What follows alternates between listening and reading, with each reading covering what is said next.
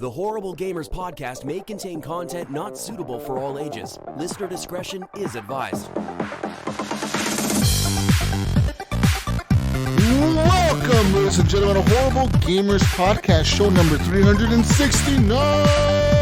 Being recorded on September the 20th, 2021. I'm one of your hosts, Jesus is going to talk to them in JesusWalksAlot today. I'm joined by my friend from the West Coast, the Best Coast, Gunny Chief.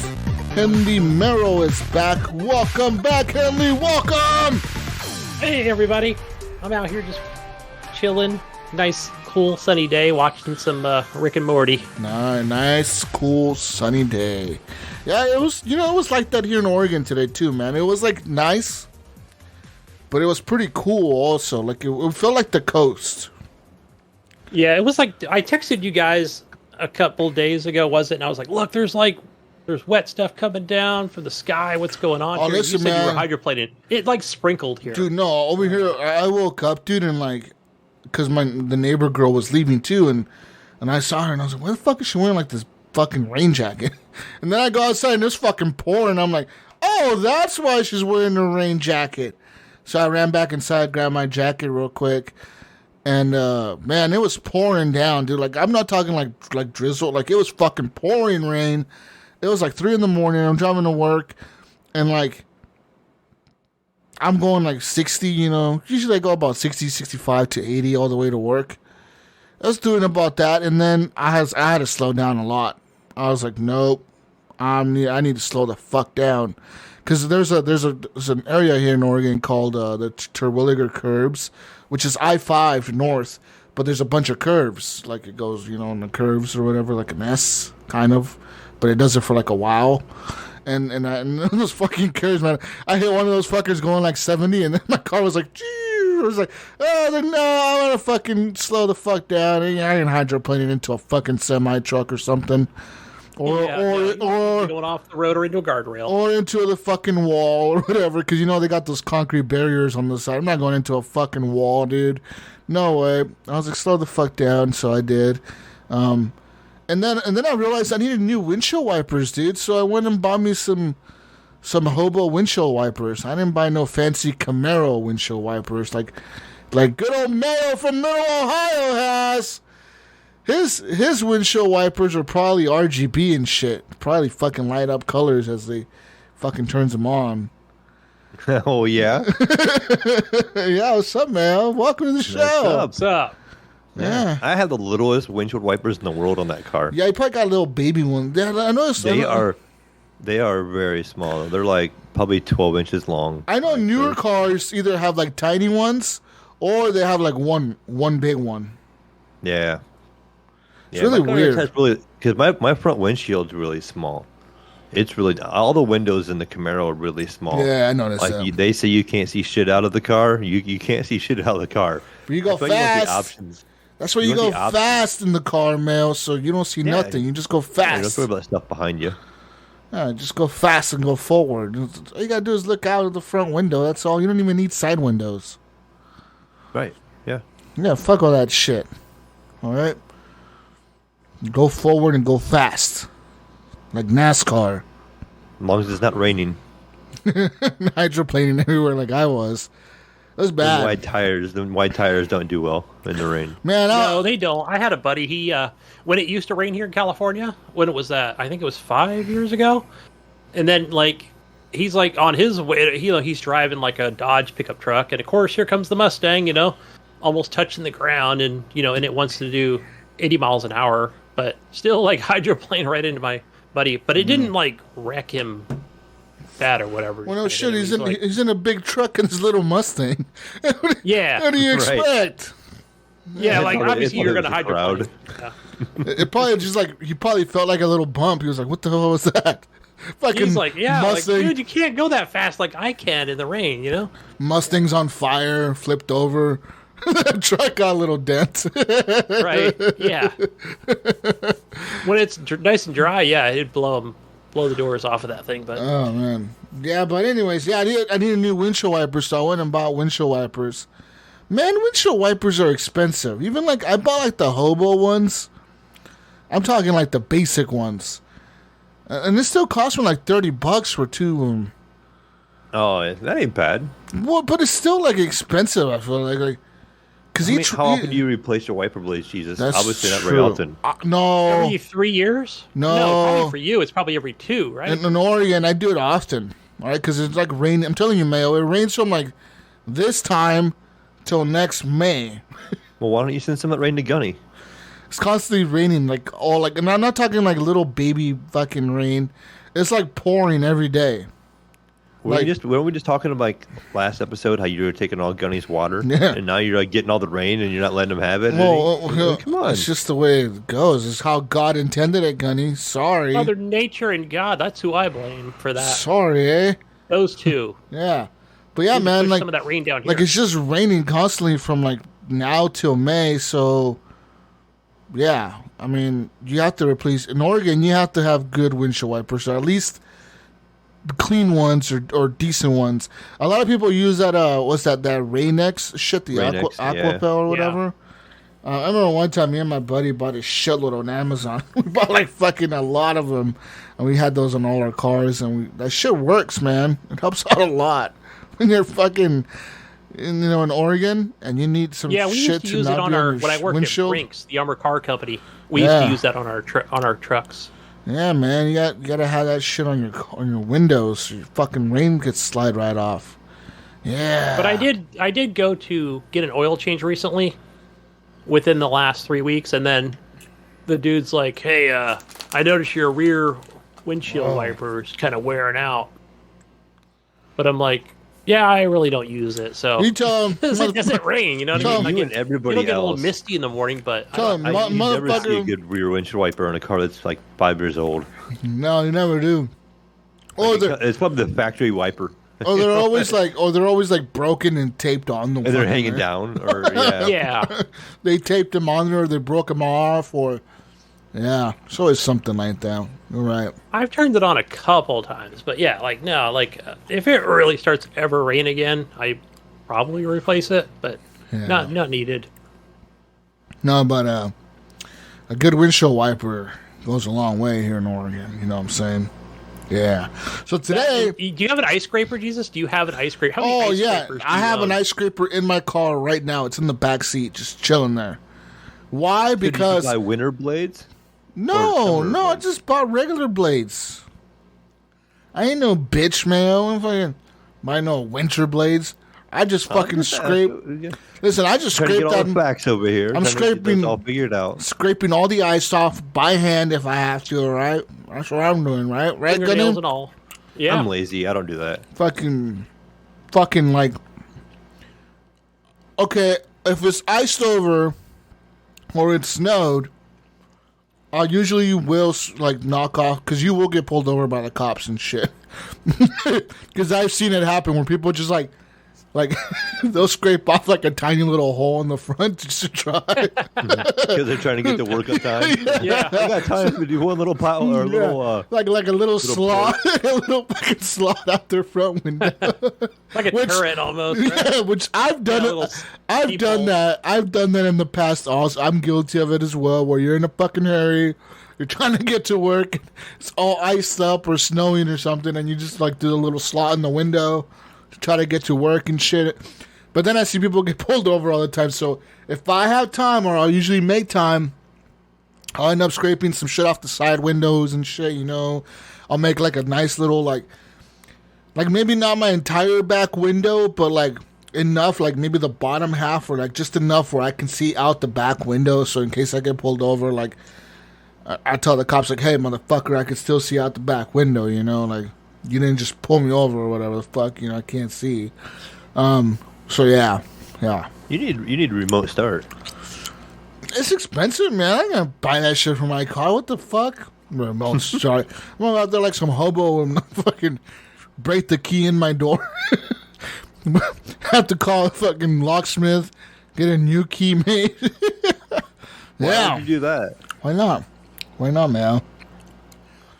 Listen, not everyone can afford a fucking Camaro that remote I'm not starts. talking about the Camaro. I'm talking about my daily car has remote start. Sorry, Mr. fucking... Hey, listen, all right, Mr. Rich Man over What here. car do you have, man? What car do you have does that? Now, did you have to take that down to have that installed? No, that's a factory option. Really? I never It's a see those. 2014 Nissan Altima. Like, it's old. And it has remote start.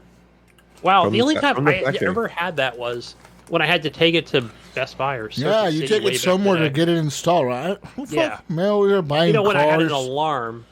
Mayo's over here buying cars with remote start and shit. Fuck, man. I ain't got that fancy shit, Mayo. All right? I'm lucky if my car just starts. Okay? Okay? Let alone remote start. Like, sitting in here and turn that fucker on, you know, like, without a worry. Yeah, no, that shit don't work. All right? The I don't know about like cars, but like I notice all our work trucks. Not that it would be ever needed out here, but you can plug them in at night to keep the whatever the engine warm. Yeah. So it does start. So the oil doesn't freeze. Yeah. That's probably more for Wyoming or Michigan or something. Yeah, that's like some Wyoming shit, right? That's some Brink shit over there. Some Wyoming. Wyoming. It's like 15 below. Wind chill factor of Anyways. minus 40. Anyways, don't come to Oregon if you're like depressed, dude. This shit will make you want to kill yourself. It's like, honestly, from like this time of year till next May or June, even maybe June sometimes. It'll rain well into June sometimes. It's like gloomy outside, dude. It's like cold, wet, dark, always an overcast, rarely a sunny day. It's just gloomy as fuck. I mean, I love it. Don't get me wrong. I love that shit. But I feel like for some people that are like sad and shit or depressed or something, they don't want to fucking kill themselves. Like I think that's why Seattle has one of the highest suicide rates in the country, because it's just fucking gloomy, man. You go up there, it's the same as Oregon weather pretty much. It's always like rainy and dark. It's just gloomy, Gunny. I don't know, Gunny. It's not no California weather, Gunny. I thought I seen an article last year Is this- that Columbus, Ohio was like one of the top 10 gloomiest cities. Really? I'm not positive, but I thought that popped up on my phone. I remember reading an article, and I'm like, yeah, it is. It's during the winter. Yeah. There's a nice little YouTube channel. I'm trying to think of what it is off the top of my head, but it's like The World According to or something, and then I forgot the guy's name, but Yeah. it'll just name off like top 10 cities with the highest crime rate or the most rain or something like that, but it just made me think of that. Yeah. But yeah, Seattle always comes up in a lot of those. Yeah, because Seattle was Portland. pretty shit. I mean, like, yeah. Listen, Seattle is like Portland, but like worse. Okay, Portland is pretty bad in terms of homelessness. Seattle is worse, dude. Okay? Like it's bad here, but it's even worse in Washington, because like everything the state of Washington does, Oregon, kind of like the governor of Oregon kind of does the same thing. So whatever that motherfucker does up there, Oregon will do it like the very next day or like an hour later. You know what I mean? They announce something about COVID, Oregon will do it like an hour later. The same fucking thing, you know what I mean? So it's like, Yeah. it's like the governor of Oregon is like the puppet of the governor of Washington or something, and like they just follow each other, you know what I mean? And then every once in a while, California will try to like do some shit, and they'll kind of team up with California. They don't really give a fuck about California, though, I don't think. We do our own thing out here. We just Sorta. say everybody Sorta. must do it. Not even But- a mandate. It's more of a demand. That's kind of what it is in Oregon, but like in Washington, it's just the same thing. Like they got all these rules and shit, and like I don't know, man. They got all these rules where like homeless people don't need to wear a mask in Oregon. If you're homeless, you're not required to wear a mask. I'm like, what the fuck? So you can literally go to a store Yeah, yeah. as a homeless person without a mask, and just because Oh, you're yeah. homeless, you're not required to wear one. So But- you figure I deliver all What the fuck? alcohol You're to like, what all the hell? How stores. does this make any sense, dude? Like, everyone else has to wear one, but the homeless people don't. This doesn't make... And they're the ones that probably could spread it easier because they don't go to doctors. You know what I mean? Yeah. They don't go to doctors. They don't get checked up. They don't get tested. They don't do anything. Probably don't get vaccinated because they don't want to or whatever. Or they can't get to the place or whatever. So it's like the people that are probably the most at risk to spread this shit are the ones that don't have to wear masks. All right, how does this make any fucking sense? Like, it's stupid, man. Like I said, Seattle is like a worser version of like Portland, Oregon. Portland, Oregon's pretty bad. But according to the list, Seattle's worse. number 6. Anchorage. Wait, Spokane, Washington. I've got a friend who lives up there. She's lived up there for probably a good 7 years. But I think she likes that where she used to be here in California. Hey, we might not be top 5 of the most gloomy cities, but we have 3 of the top 10. Yeah, you do? In Ohio. Damn. Man. We're consistent over here. But anyways. It just means it's the whole state, like top to bottom. But Jesus, Anchorage, Alaska, number 1. But that makes sense, right? That's just like the least amount of sunlight per year and all that crap, or yeah, being at the top of the world. Mm-hmm. It's where it's at. The least gloomiest is like where I'm at. where IAMS is in Fresno. I think that was Fresno is number 10. And Bakersfield number 8, which is not far from there. And Long Beach. Yeah.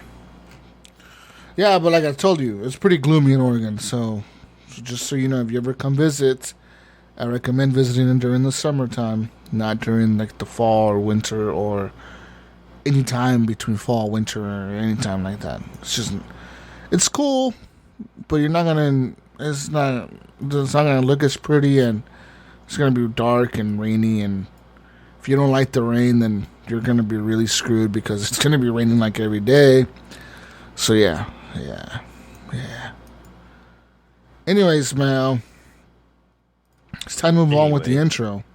You can follow us on _Horrible Gamers, leave us a review, blah, blah, blah, all that good shit. Join our Facebook group, Horrible Gamers Podcast Community. There is a page, like the page has a link to the group. Also, you can support the show with the monies like our friends have over at patreon.com/Horrible Gamers. Support the show with the monies like our friends Leahy, the legendary Big D, Jason Sams, Robert Noble, Sean Pacharek. I'm always messing up his name. I'm sorry, Sean. Chad, Vader Holic, Commandalorian, Native Lives Matter, Henry M, Pork Chop Poo, Nipron, Best HGP Host Ever, John Jerome, Evan the Grower, Not a Shower, Big D Tanaka, Jonathan Titan, D Hall, and the first HGP Patreon, Bill, still, even the biggest, D Garner the second. He's got the biggest balls of them all. Yeah. Thank you, Patreons. Thank you all. And you can also support the show by going over to Redbubble. Get yourself a nice acrylic block, maybe some socks, maybe some coasters like Mayo has. Yeah, nice little. Those are nice coasters, right, Mayo? You got to admit, right, Mayo? Listen, I gave one to a friend of mine, right? And he was telling me that he has it like on his table, like at his work desk, because he works from home.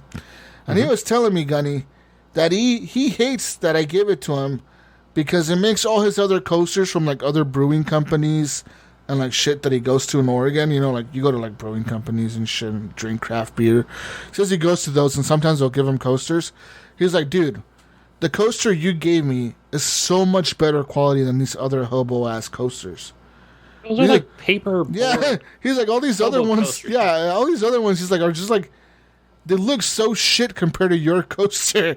Your coaster's like some premium quality shit, and then you look at these other ones and they just look like trash. They look like I should throw them away. It's like it looks like I have trash on my desk.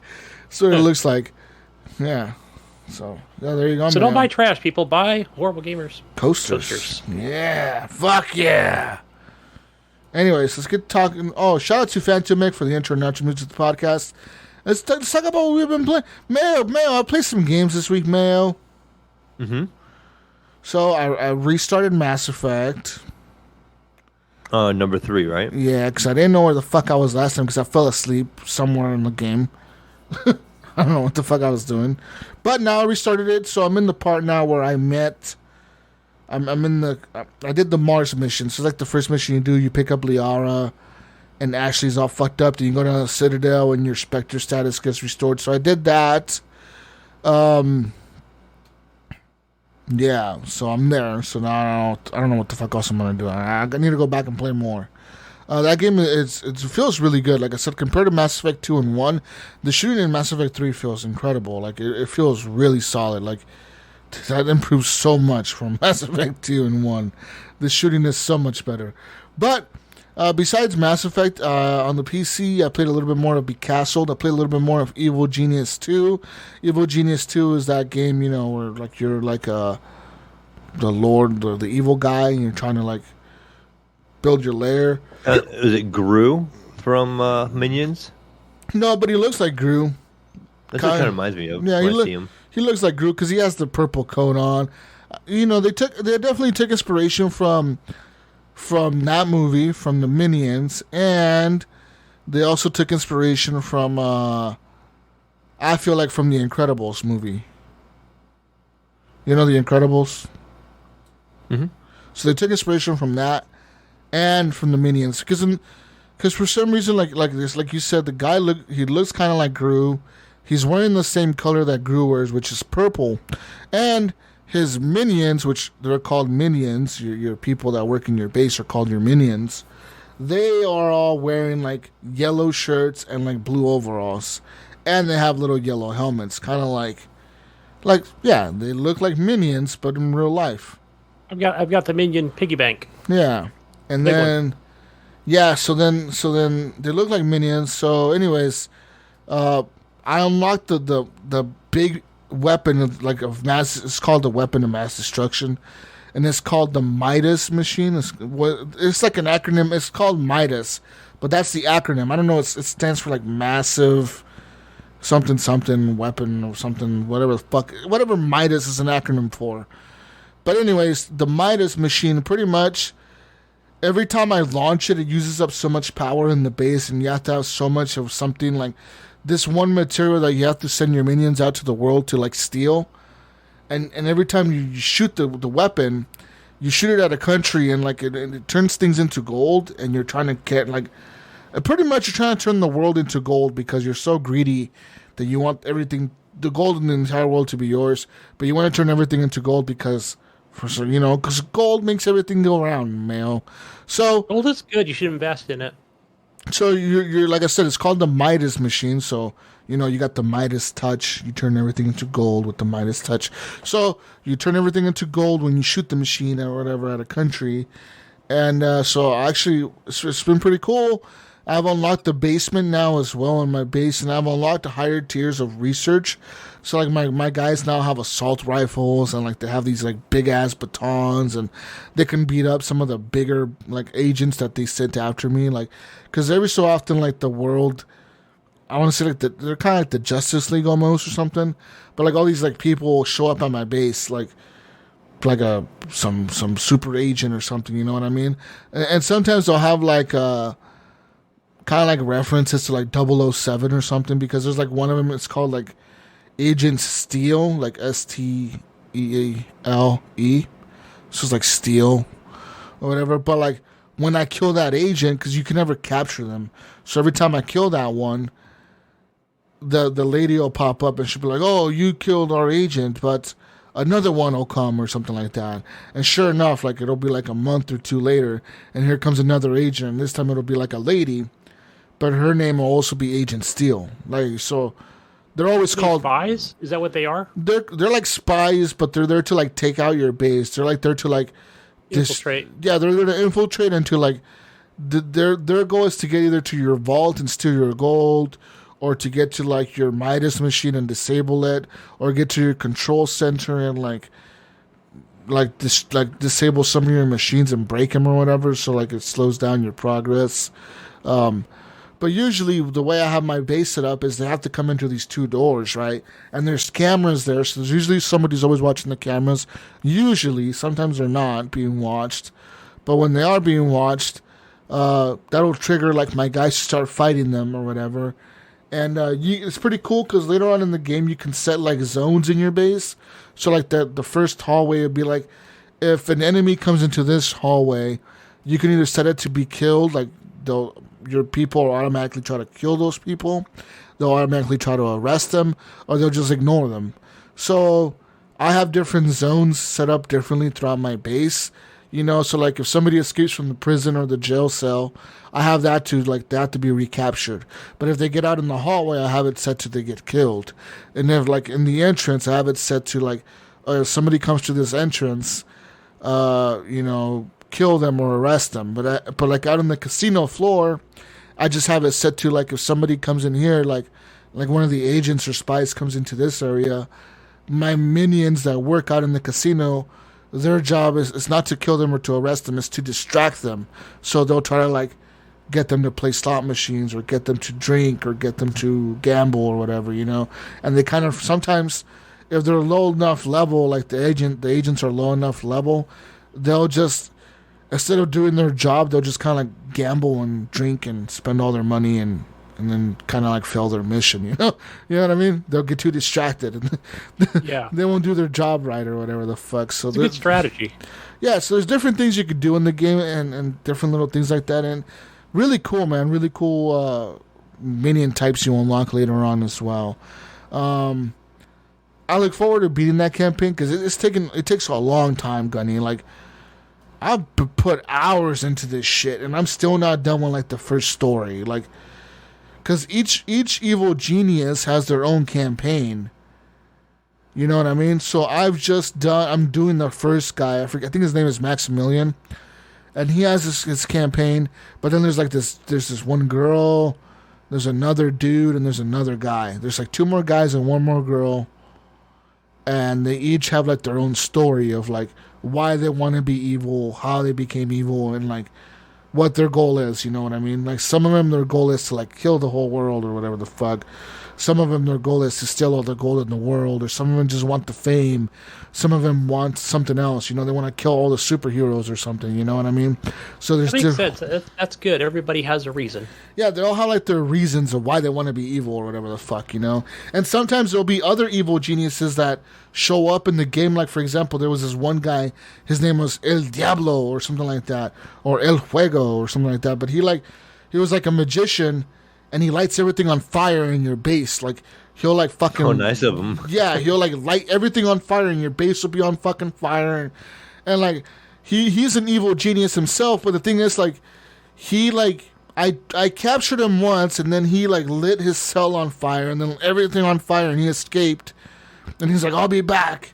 And like, he became like your arch nemesis. Even though you both are evil geniuses, he's like your arch enemy evil genius, you know what I mean? But then he came back, and when he came back, I like defeated him again or something, like, or I did something where I beat him. Like, I set up like, you know, because you can set up traps like laser walls and like bubble, like there's a bubble trap where like it'll shoot out like a huge bubble and it'll trap the fucking people in a bubble and they'll be floating in the air. Or like a big fan will pop out of the ground and like blow them down the hallway or whatever, you know, like cartoony shit, you know what I mean? Right. Like, or like a big magnet or like steal their guns out of their hand or whatever. Anyways, the one thing that I had to do to catch this guy was set up an ice machine trap. So this is a machine that if you walk in front of it, it'll shoot out like an ice thing and it'll like freeze everyone in front of it or whatever, you know? So, of course, him being a fire guy or El Fuego or whatever the fuck his name was, I like froze him and I captured him, and then he's like, oh, okay, you caught me. Like, nah, I guess I'll work for you for like a little bit. So he doesn't necessarily work for me. Like, I cannot boss him around. But he is helping me, like, in my base. Like, he'll just be in my base. So whenever somebody shows up on my base, like one of the agents, he'll help out my minions and he'll attack the agents or whatever, you know? But I cannot directly command him to do anything, and I cannot send him on missions. So he's kind of just there walking around. I don't know. And like, every time I click on him, it says, like, El Fuego is not... he is no longer your enemy, but he is not your friend either. Like, he's just your partner in crime. But like, it's really weird because I can't command him or anything. He's just walking around my base, just doing whatever, you know. Yeah, So, I forgot the name of what that would be called, but interesting. I like that. he kind of becomes a henchman, but not really because you can't boss him around. So he's kind of like just there. Like, look, you can't get rid of me. Yeah. Yeah, right. Like, I'm just here, dude, but like, I won't attack you or whatever, but I'm just, I'll help you out if you need help if somebody shows up. But like, I'm not gonna, like, you can't tell me what to do. Like, I'm just here, dude. Fuck you. Anyways, it's a cool fucking game, man, and I really am enjoying that game, Mayo. And there's sometimes it gets hectic, Mayo, because there's so many minions on your screen, dude. And if you don't know where you set up your vault or your control room, or like you don't know how to shift from the first floor to the second floor right away, and you don't have everything if you don't have everything in your head mapped out to like, okay, this is where the control room is, this is where the security room is, this is where the bunk beds are at, this is where the kitchens are at. If you don't have everything mapped out in your fucking head, it gets so chaotic because like sometimes, and then there's this one enemy that shows up, and she automatically, instead of spawning at your like outside your base and walking in, she spawns inside your base, and like, cause she's like some super thief. So usually the way she spawns is she'll spawn inside your vault with a bunch of her little minions. She has her own little minions, like 5 or 6 of them that follow her. And the fucked up part about it, Mayo, is that she's very sneaky. Like she like puts up these jammers that jam your cameras, and like your cameras will be spoofed to thinking like there's nothing wrong. So she'll spawn inside your vault, she'll steal all your gold, and then her minions disguise themselves as your minions. The only way you can tell they're not your minions is they'll kind of be like, on the screen, the way they walk is they're kind of walking like the Grinch almost, like they're holding like a little bag behind their back, like where all the gold is, and they're kind of walking like like the Grinch, like they just stole something or whatever, trying to be sneaky. And that's the only way you'll tell that they're not your minions. But I'm telling you, there's 300 minions on the screen at the same time. So sometimes I wouldn't notice these people till they were like almost out the fucking door, dude. And I'm like, wait a minute, that guy looks a little different. And I'll click on him and it'll be like, hey, this guy is disguised as one of your minions, but he's one of these other chicks' minions or whatever.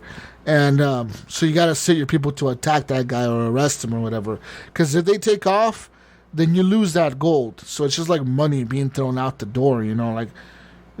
and sometimes money gets pretty tight, because if you're not doing schemes to get more gold, like your gold gets really fucking tight. And like if you cannot afford to pay your minions, because each minion, they have salaries and shit. If you can't afford to pay them, then your minions start leaving. They just start fucking max exodus, fucking like 50 of them will leave at a time, and next thing you know, you're losing like minions left and right. And now you don't have enough minions to replace your guards, and you don't have enough minions that do this and do that, etc. So yeah, You're being evil and smart at the same time. Yes. You got to be very smart to be. You're an evil genius, Gunny. You got to be a genius, okay? God, it's always evil genius, Gunny. That makes sense. Okay, Mayo. You might be evil, but you are a genius. Yes. Pay your people. Yes, and there's different minion types that I've unlocked now. There's hitman minions. There's PR minions. It's like they talk to the news and they make you look good for the world. There's other types of minions that are like you can unlock and train up or whatever. There's scientist minions. There's biology minions.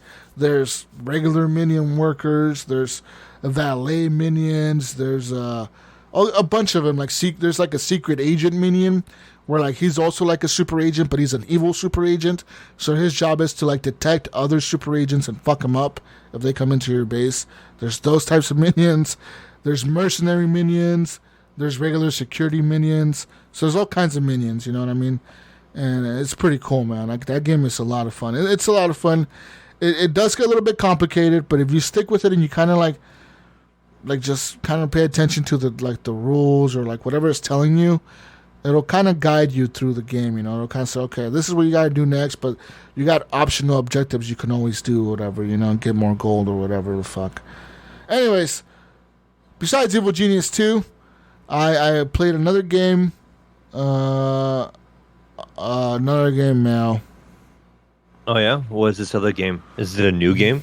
No, it's not. I played some more Chivalry 2 on PC. This is that Mordhau type game.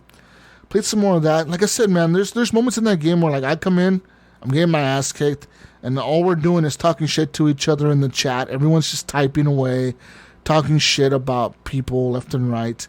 Usually some racist shit being said on the chat. Usually always about Jewish people. I wonder why. But it's always about Jewish people or something. And so there's always a few races in the chat, and we usually try to tell them to shut the fuck up. But sometimes you get in there, sometimes the chat is pretty cordial. Sometimes the chat is like, everyone's kind of just being cool, you know? Everyone's just kind of just chatting away like, hey, man, how's it going tonight? And everyone kind of knows each other in there because it's like the same people play the fucking game over and over. So it's like you start to recognize some of the names, you know? And some people recognize my name because it's JesusWalksAlot. So some people, like, for some reason, my name kind of sticks in their head or something, you know? And they're like, oh, what's up, Jesus? I'm like, oh, what's up, man? And sometimes I'll meet another Jesus and I'll talk shit to them because I'm, like, the only real Jesus and they're, like, the fake one. I'm like, fuck you, fake Jesus. Right. You piece of shit. You just tell them I'm not Jewish, bitch. You motherfucker. Right? You fake fucking Jesus. Fuck you. Now it's all coming out. He's talking about how toxic the chat It's me. It's me. It's all me. It's just me being toxic. But it's really fun when everyone gets coordinated in the chat and everyone starts agreeing to do shit. So, like, usually the game... Everybody's picking on one person now at this point. No. So what happens is... Usually the game goes where, like, there's multiple objectives, but everyone gets fucking split up doing their own fucking thing where... The enemy will overwhelm one side, and there's not enough people over there to defend that objective, and everything kind of falls apart, and everyone fucking dies, right? And we lose the objectives. Kind of like those days that, you know what it reminds. I know this is like, this is all sword and board and medieval shit, but it reminded me of Battlefield. Yes, if no one's playing the objectives and everyone's just going for kills, which a lot of people usually are in this game, and you're not fucking coordinating yourselves, you're going to get overwhelmed by the team, like the enemy team right away. And sure enough, because sometimes it'll be like the objective will be like defend the king. And somebody will be the king on the map. And you'll be inside like the king's hall or whatever. And the enemies will be coming to the doors and the windows and shit. And they're like shooting arrows and fucking throwing spears and throwing statues and shit at your guy. They're trying to kill him. And, like the best defense against that is to have a bunch of shield guys kind of surround the king. And set up shields around him and like stand there and take the hits for him. Like it's better for you to take a hit than the fucking king, because if he dies, then we lose the goddamn objective and we lose the match. You know what I mean? So it's pretty cool when you get all coordinated and everyone's like, all right, everyone head to the fucking right objective. Everyone fall back to the left objective. Like, we know the objective's going to go down. We're like, fuck it. Let them take it. Let everyone just fall back and fucking go to the left. Go to the left. Everyone's just fucking running. It's really cool, man. It's really cool. And you got all these like people just agreeing to do shit. You know what I mean? And everyone's just everyone's just on the fun same of it, right? To get good strategies. Yeah, to get a cool strategy. And then you got the enemy team typing and talking shit to you guys. It's a lot of fun. It's fucking cool. So yeah, there's that game. Also on the PlayStation Mail, the biggest game this week, which I don't know if you guys bought this. I'd rather speak with this like in a group. Like I bought Deathloop, obviously, or I bought it back in March or whatever.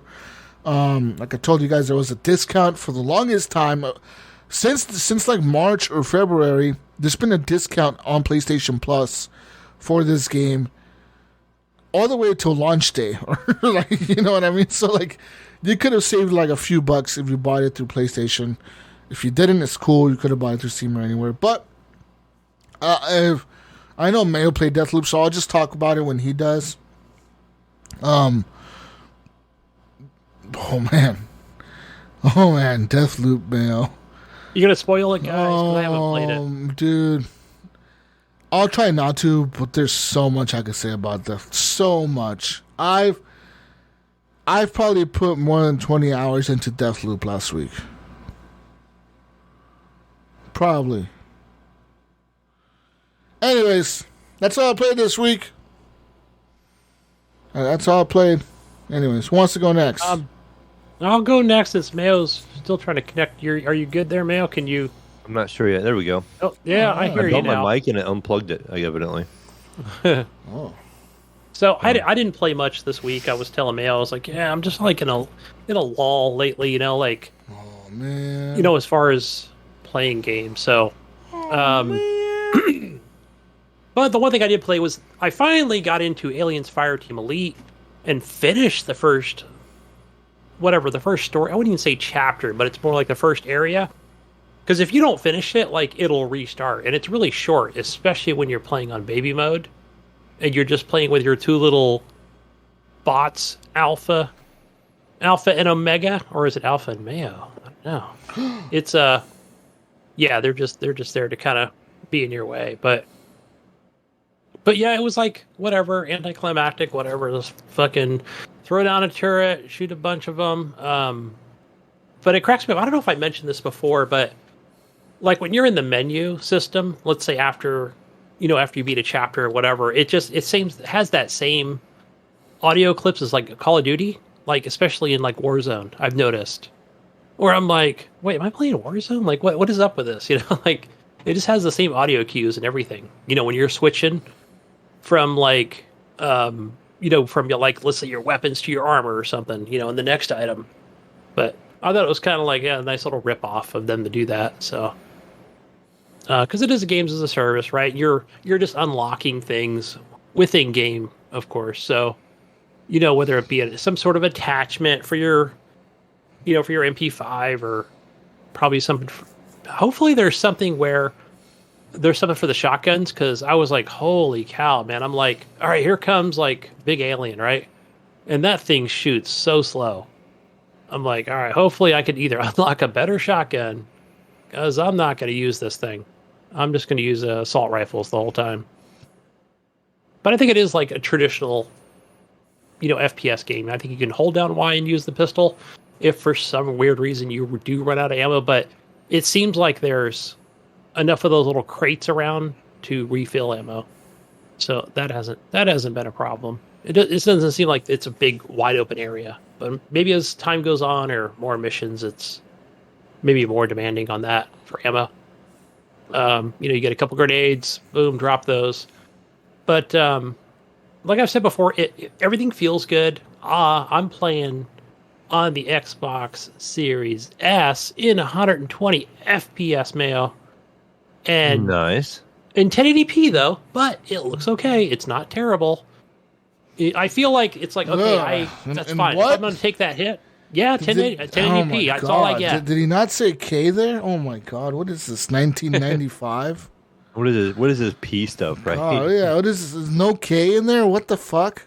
No, so because it's on the Hobo S, man. It's only a native 1440p. What is this? 2010? The Hobo TV I got is the cheap LG, because I brought my OLED to the other house. And you figure that trash only gets 60 FPS, tops, max, right? But that game, any game you run on that is going to look amazing in 4K, in my opinion. Even playing Assassin's Creed, right, in 30 FPS. As long as you stay there, that's the key, Jesus, I found. Just don't leave that 30 FPS. Don't leave it and don't think about it, and you'll be fine. What? Right? My OLED can do 120 frames, 1080p also, but I never thought about doing it on the PS5, which I probably could. Oh, yeah, I'm sure it could, right? I know Bill Gardner, he does that, right? Well, So- I think Bill's got 4K. Bill, He has the same TV I do. Bill's got big money Mayo TV over there. He got that CX9. 10.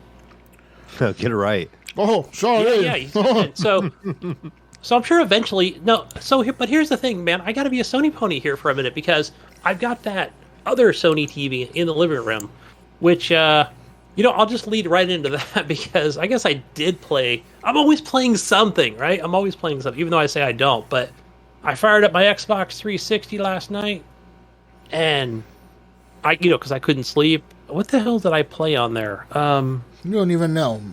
I don't remember. It was so late at night. Maybe I had too much to drink or something. But yeah, I was probably playing some sort of racing game. It might have been Forza 2 or yeah. Just Cause 2, like something that like I'm sure I can play it on an Xbox Series S, like any kind of yeah. But I was like, nah, fuck it, I'm gonna play in 1080p over here or 720. Oh but God! But that TV runs so well. It's always got good colors but it's an old TV. It doesn't even have it doesn't even have any. It's one of those expensive, overpriced Sony TVs. Nah, I think it was a mid-price TV at the time. There's no such thing. There's no such thing as a, there's no such thing as a mid-price Sony TV, Gunny. There is. So I think if the Bravia, maybe that's a Bravia, but the OLED or whatever it was, like obviously damn near $3,000, whatever at the time. That thing was like, but it was like right next to it was in the Magnavox section, right?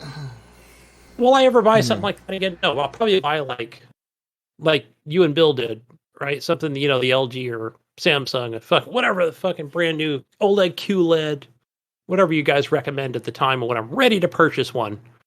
But man, that thing it keeps going and it runs well. It runs super good, man. So I could run my Hobo Xbox 360 on it and play whatever game that I have installed.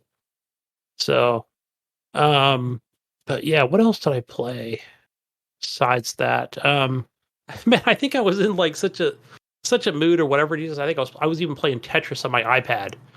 I was like, I'm just gonna play some fucking mobile games over here. But and on if you guys do play something like that, there's a couple different ones. There's obviously the traditional Tetris you can play on any iOS or Android device, and then they got another cool one which will play music. I would almost say it's like almost unlicensed music, but it's kind of cool. So yeah, check out those two. I forgot what the other one's called. Probably Tetris Audio or some shit. So always search for that in your respective stores. Another game that came out this last week on Game Pass was Origami 2. Origami, Jesus. So you know what this is? This is some Ghost of Tsushima clone. Oh yeah, I saw this on Steam actually. Yeah. So free with a subscription for us Xbox users. So let's see. I played it on the console itself. So it's probably on the PC Game Pass as well. I wouldn't be surprised. It is. Cool. So yeah, I played that on console. Yeah, it's a good, third person ninja. You're a ninja, Jesus. And it's more of that arcade. Whoa. Excuse me. Did you just say ninja? You are a ninja. And did you say this was a Ghost of Tsushima clone? Excuse me, sir. I will have you know, motherfucker, that Jin Sakai is not a fucking ninja. How dare you say that a samurai is a fucking ninja, Gunny? God. Ooh, I'm sorry. My bad. I know Nipron's going. You are offending. They're nothing alike, Gunny. Yeah, Gunny. Ninjas are stupid little sneaky little fucks that have no honor. They have no honor, Mayo. I know what he's doing. He's just associating anybody that carries a sword around as a ninja. God, how fucking dare you, Gunny? Right, and he sneaks around, but you can be Sakai. He can sneak around too. Yeah, but Jin Sakai doesn't want to sneak. He can. Okay, he maybe at times has to break his code of honor and sneak around. Okay, but not all the time. You could straight up go into bases and just be like, "Hey, I'm right here, motherfuckers. Let's fight." What are they called? Standoffs? Yeah. Or no, they're yeah. So, but I didn't think about it. I don't see no ninjas doing the standoff. But it's funny because I guess but if you really want to play this game, you can just go in and just face everybody if you want. If that's what you choose. But I'm over here trying to be the best sneaky ninja as possible. And there's an option to just like any of those, games out there that it's either kill or knockout. So I'm like, okay, I see. See how this is going to be. Because I finished the first or second mission, and then it was it kind of gave me a grade, you got a B or whatever. this is how much time it took you and how many enemies you killed. But there are obviously small areas, so this is something that, gosh, what was that other game that came to Game Pass that could, it's like you could do like time trials or something, almost, right? It's just kind of see if you can beat your latest time. Maybe just by knocking people out. I would think it's about the same amount of time if you're just knocking out other ninjas. But yeah, I don't even know the dude's name and whatever. It's funny, like in the story mode or whatever, you get don't to village, even know the dude's name. And you can compare I'm this. like, wait a minute, what did he say his name was? God, but compare this. It doesn't to matter fucking... to me. It really doesn't, because when you get to meet the master of the village, and he's like, yes, I'm sure you have many questions, but I may not have any answers or something. And I had to laugh because I'm like, oh gosh, it's going to be one of those games with weak writing or something, right? But I'm like, can we just like skip it along and I can just keep pressing A? But yeah, it's like that. Fine, I can see myself getting through this pretty quickly. Maybe learning a few more abilities. The actual combat itself is pretty standard. Press X to swing your sword. Whatever, was it Y or B or whatever is like your what is it? It starts with a P, Jesus, or whatever. It's just the block or whatever. Parry? And the parry, thank you. It's more of that parry. So like you got to wait till the other person swing it on you, and then you can like, either hold it, which works pretty good, right? Especially if you're playing in baby mode like me.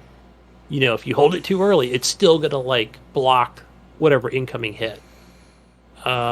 Because I noticed that like B is roll or whatever, or they call it some sort of like shadow move or whatever. That the other enemies, even in the beginning, are like, they're still like hitting me, I'm like, all right, I see I have to parry, like it's not going to work. But I mean, it does work sometimes, but still, like they're doing damage to you and you're going to die. You can see that from your meter. So trying to think, I have played too many other games today. I want to say that it's like a, first aid or, whatever it is that you're using to heal up. But yeah, once you get better, I can see this game pretty easy, especially, you're, grappling to other areas higher up, kind of jump down, assassinate enemies, boom, on to the next item. So I recommend it, especially if it's Game Pass. So I don't know how much it is on Steam. Another game I wanted to try on Game Pass, I Am Fish. Check that out, Jesus. I Am Fish. No, thank you. but it wouldn't let me. I don't know. I tried it and it said press any button. Doesn't work. It's trashed. It's broken. I don't want to be fish. It doesn't even sound entertaining. No, that don't even sound fun. It don't even sound cool. Like, I am fish. There's a reason this is on Game Pass. Yeah, but I saw the trailer. I'm like, I gotta download this. I know. Normally, I'd be like, keep your game over there, but it doesn't work. I don't know. I quit the application, went back into it, still doesn't work. So yeah, I might want to get some of my Game Pass money back on that one, or try it on the PC side of things since it's not working on the. I always want to say what S on the Series S. And right before the show, I just tried out some Flynn, Son of Crimson. Just trying to try out more Game Pass games. And this game is it's a side-scroller, 16-bit game like Shovel Knight. So I just started it out, but so far it's like, whatever. Maybe more of a Ren Gimson game. Maybe he'll like it, depending on how deep it gets. But so far, I just got wooden sword. Go kill some enemies that way. But part of the subscription, so who cares? But the last thing, this is always just the more exciting thing for me. Obviously, as you know, I play a lot of SnowRunner. I was talking to Mayo that day. I'm like, I can't believe I missed the Jeep DLC. Like, how did I not have this? What kind of Jeep guy is he, Jesus, if he doesn't have the Jeep DLC right. in a game? Right? Like, how did I miss that? I know I've How seen it. how did you miss that? Really? Yes. How did you okay. miss that? Let me tell you something. The one place you would want to Yeah, Jeep. the one place where you would think, oh, you know what would be really cool in this game? Maybe some Jeeps. So No, instead he's out there playing Need for Speed and going. And "Oh, I if am. This game had a Jeep I could drive around the Yeah, city in. yeah. I want to race a Jeep against a Mustang. Oh, yeah, that's gonna be totally realistic. I have two very good reasons for this. One of them is that so on the console version of A Gunny pulls up next to Camaros at lights and revs his Jeep against the Camaros. dude, you can put some Hellcats in there, Jesus. I don't know. You go to YouTube. There's like people that do. Oh, matter of fact, the guy who Yeah, you can put a right down the Hellcat street in from my anything. work. You can put it in anything. That's true. He does. So I this guy used to work at another shop where I used to take my truck years ago, but he does conversion kits, and I'm probably going to have him do some. Maybe not a conversion on my Jeep, but that would be awesome, man. If I had the money for that, like on my Hobo Red Jeep, I would definitely do it. But he does bodies. He does other engine stuff as well. But yeah, definitely on my red one. Let me pay it off first, and we'll see how it goes. But back to the Jeep thing. So, okay, two reasons. So, for one, I've just been in like what the fuck ever mood this past week, with gaming. I don't know why. I'm like, I don't give a fuck. But There's a picture of a Lamborghini racing a Jeep right here. I've been. What Jeep? Yeah, what kind of engine did it have? I'm sure it was converted in some way. 1,000 yeah, Corvette They do engine. have an SRT8 Jeep. 1,000 horsepower Jeep Trackhawk. Yeah, the Trackhawk is fast. Yeah. Yeah.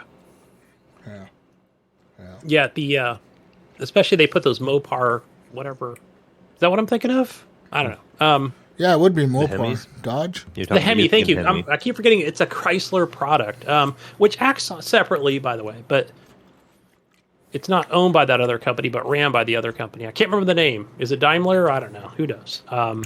Yeah. Do more research on that. But so for the console itself, like, you know how there's like mods available, right? So whether it be modded vehicles, modded like that. So on like, I think I have the Epic version that I purchased, not the Steam version, but either way, it holds a lot of memory. So you can download a bunch of mods. I know when Ghost Nico, we've played a couple times. Like, in order for him to, let's say he wants to jump into my game, it has to download all those mods. And I usually, me, Jesus, I don't mess around when it comes to my SnowRunner maps and stuff. So we're talking like 6 gigs of downloaded crap, even in like, let's say a regular vanilla map. So I don't know. I think I toned it back a little bit. So yeah, let's go down to like 3 or 4 gigabytes of just fucking trucks. That's what gets me. That's what gets me up in the morning, guys. Right there. Is that so? So yeah, you could always have like, there's always something from the community where it's got pretty good, like, whether it be Jeeps or Chevys or Dodges or Tundras or fucking Internationals and Peterbilts and all that crap. But no, I did. There's several YouTube channels that I follow. One of the guys, TC something, he's always doing content every day on SnowRunner. And I think he's got a Toyota Tundra lifted up himself, and he was showing off the new Jeep DLC. And you know how these YouTubers are, man. They're always like, oh, you got to get this. Is like the best thing ever. I'm like, of course, I know. It's like, I must have it. I don't know why I waited. So finally got it today. But I want to get all the achievements too on my Xbox, Jesus, because I'm an X-bot. And I do play periodically on the PC just for fun, right? And I get unlocked frames, and it's super sharp, and I love that too. It just shit. Somebody buy it for me on PS4 Pro, I'd still play it. I'd probably play it more there and play less of any other game. So yeah, that's my story, and I'm sticking to it, guys. Did you buy this Jeep DLC? Yeah, so I bought the season pass. Wait, no. Number 1, no. and I think that was fairly cheap. This is not available in the season pass. It must not be, because I saw today on the season pass part 2 was $22. I'm like, that's a little too much. Well, no. But yeah, it was $5.53, I think, on Xbox. $5. Yeah, you got the 54. discount. Yeah, because it's $5.99 regular, so you got the 10% discount with Game Pass. But this is a standalone DLC, Gunny, that adds the CJ7 Renegade and the Wrangler Rubicon. Yeah. For $6, that seems kind of expensive for 2 cars. It is, right? But these are licensed vehicles, so of what? course they're going to be $3 each. Yeah. You could drive all the Jeeps you want in Forza Horizon.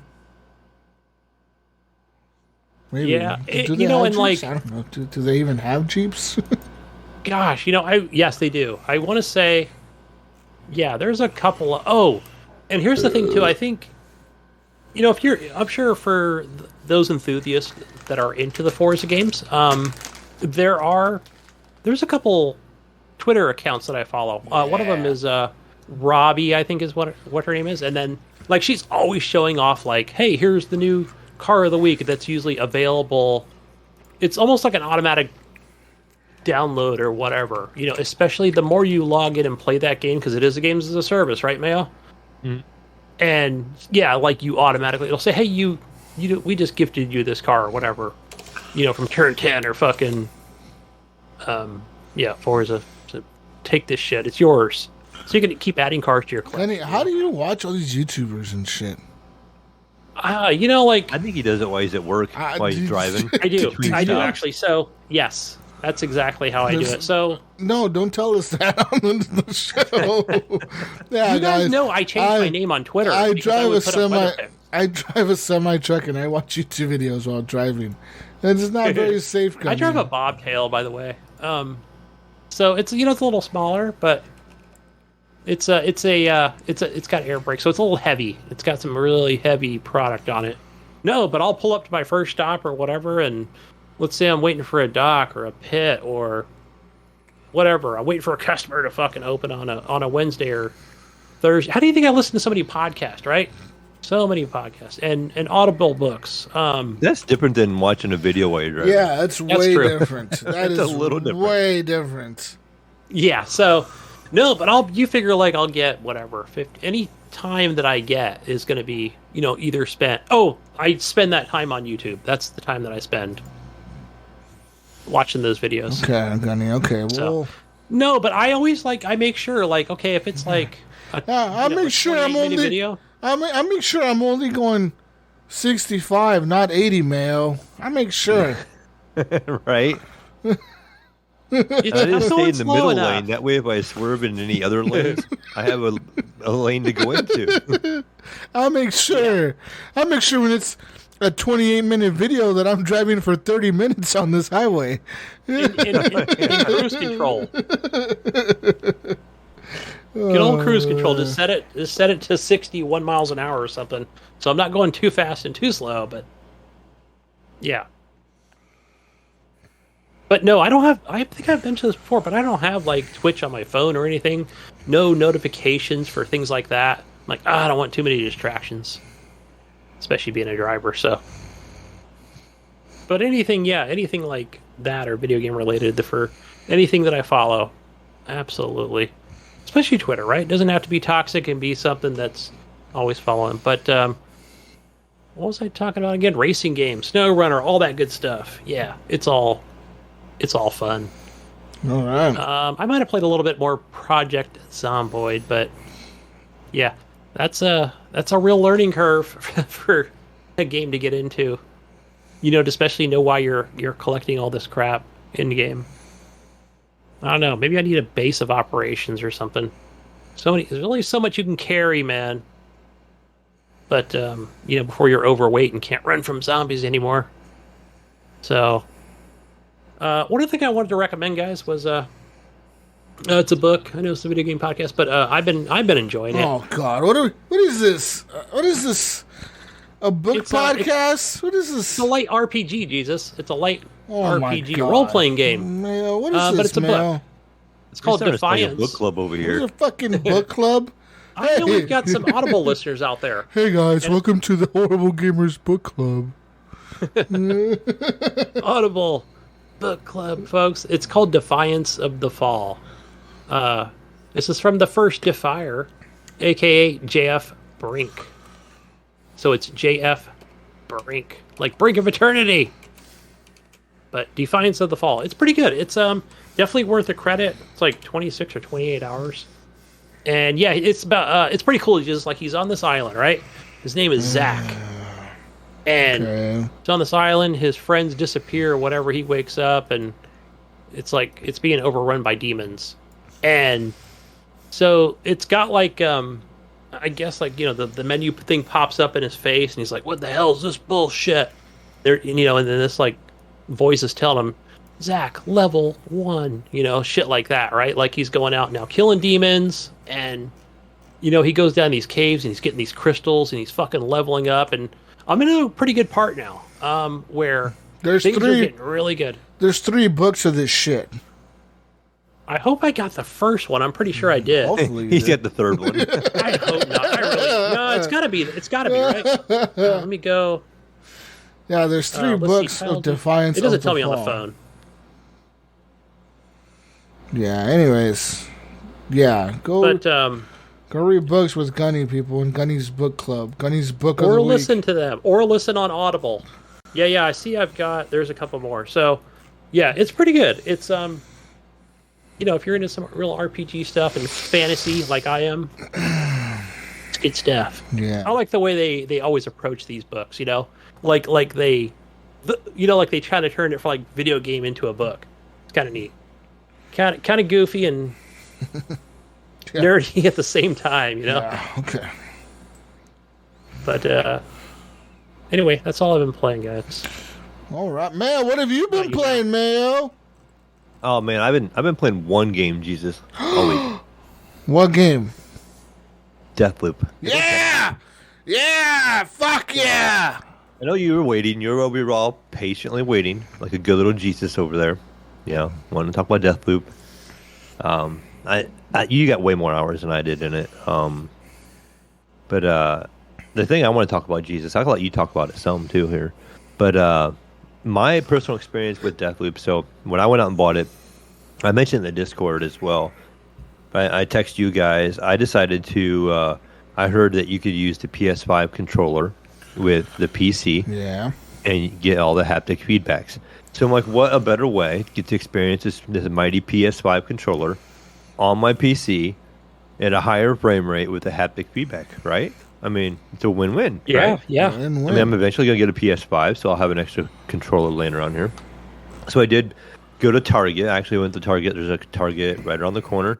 And they had the maroon, the crimson red Jesus. It's kind of like pinkish color in person. The camera doesn't pick it up like it. I tried showing Gunny. It looks red, but it's straight up almost like a pink color.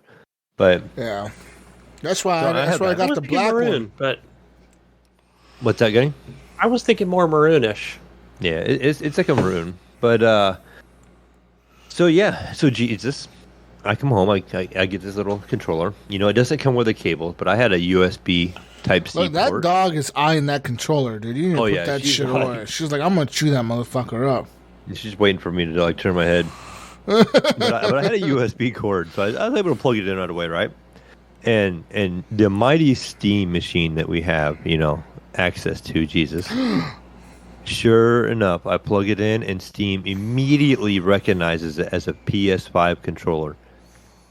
Wow. And so, no setting up, no doing anything. Sounds like I thought I was gonna have to do a little bit of work. It's like easy magic. as an Xbox controller. It is. It's like magic. So nothing needed. So I started looking like what games support the haptic feedback, and actually there's only 3 PC games to do it. Like the Metro Exodus. There's like an anniversary or something like that, a newer one. I think it's the one that has the ray tracing as well.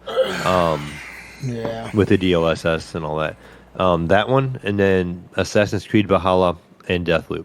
Well, I'm like, since I had Deathloop, we can give this a good run. So plugged it in.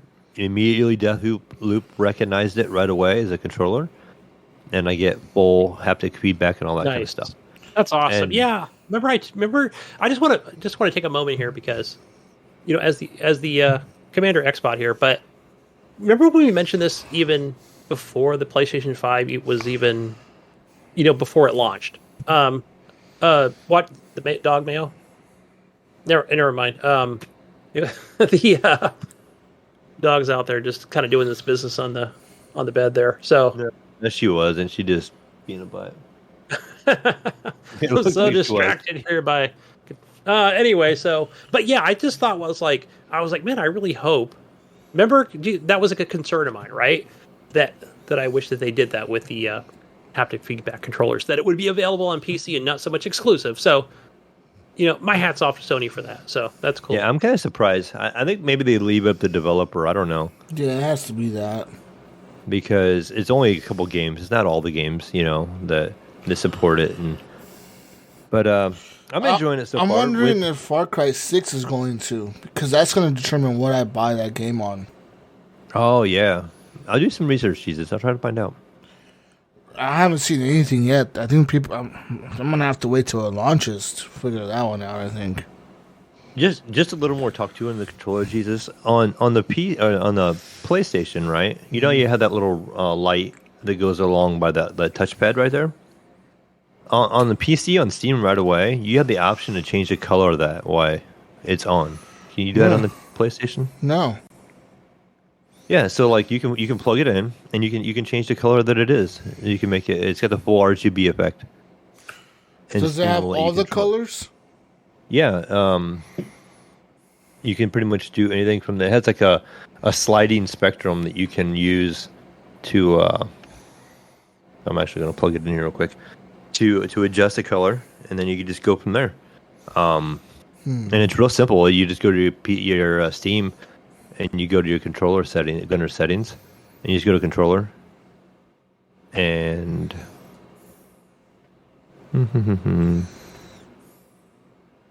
Yeah, this is really cool podcasting right here. Yeah, I know. It's a little bit of audio here. You got the blue. So you can. I lost my Steam thing here. Hold on. Yeah, it's always just blue. live for Jesus. We can go. It's still blue, Mayo. I know.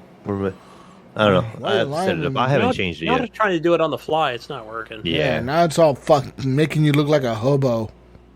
Like, it doesn't work, man. Anyways, yeah. I would think you'd be able to change it on console. If you can do it on PC, you can definitely do it on console. Maybe. No, yeah, so I bet there's really. a setting in your PlayStation somewhere. Maybe, probably. That's your job. I'm going to send you out to find it and see Anyways, Deathloop. Yes, okay, so Deathloop. So, my early impressions of the game, I mean, I really like it. It's very, I feel like it's a very fleshed out game. It's got a neat little bit of style to it. I have been more run and gun than sneak. I am not a stealth kind of person, and I like to just kind of go in, just kind of go in shooting.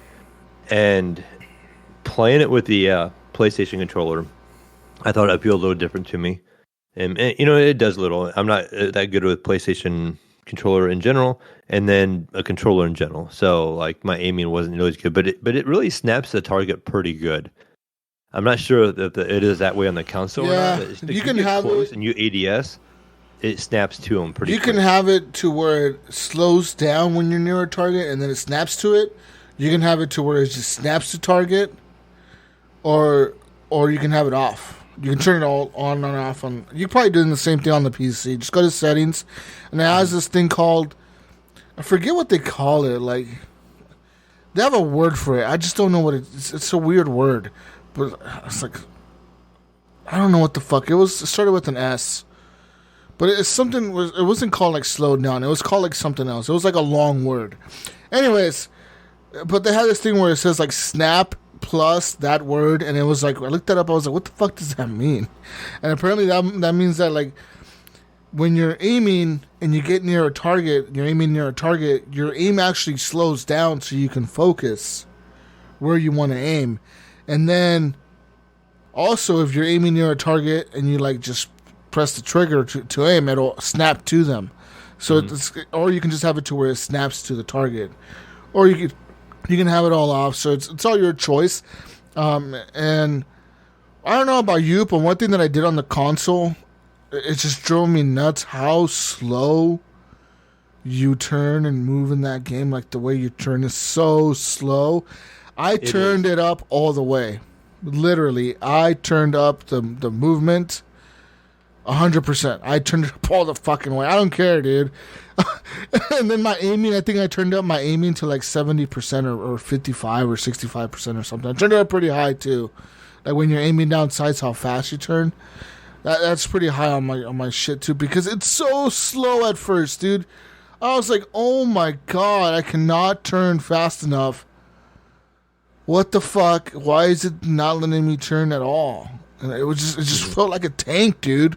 Like you're just turning so slow. It was like, god damn, it drove me nuts. I was like, you know what? Let's go to settings. I started fucking with the settings, and I turned it all up 100%. Now, I can say, like, earlier tonight, while we were kind of getting ready before the show, I did launch it and was messing around just with mouse and keyboard, and it felt really good with the mouse. It felt pretty comfortable. You know, it didn't feel slow at all. I know what you're talking about, that movement speed with the controller. Yeah. Not with the mouse. It felt quick and responsive, and I felt like a badass. I just ran into a group of people with the mouse and keyboard and just started firing. And just was killing them all. You know, one thing that shotgun just. Yeah, one thing that I will say, I don't know if you got to the point where you can be invaded in the game by Juliana. No, I have not. I actually restarted the game 3 times, technically. I'm playing my own Deathloop over here, Jesus. Oh, fuck. So the first time I played the game, actually I was streaming it on Discord with Nico, and I was talking to him at the same time.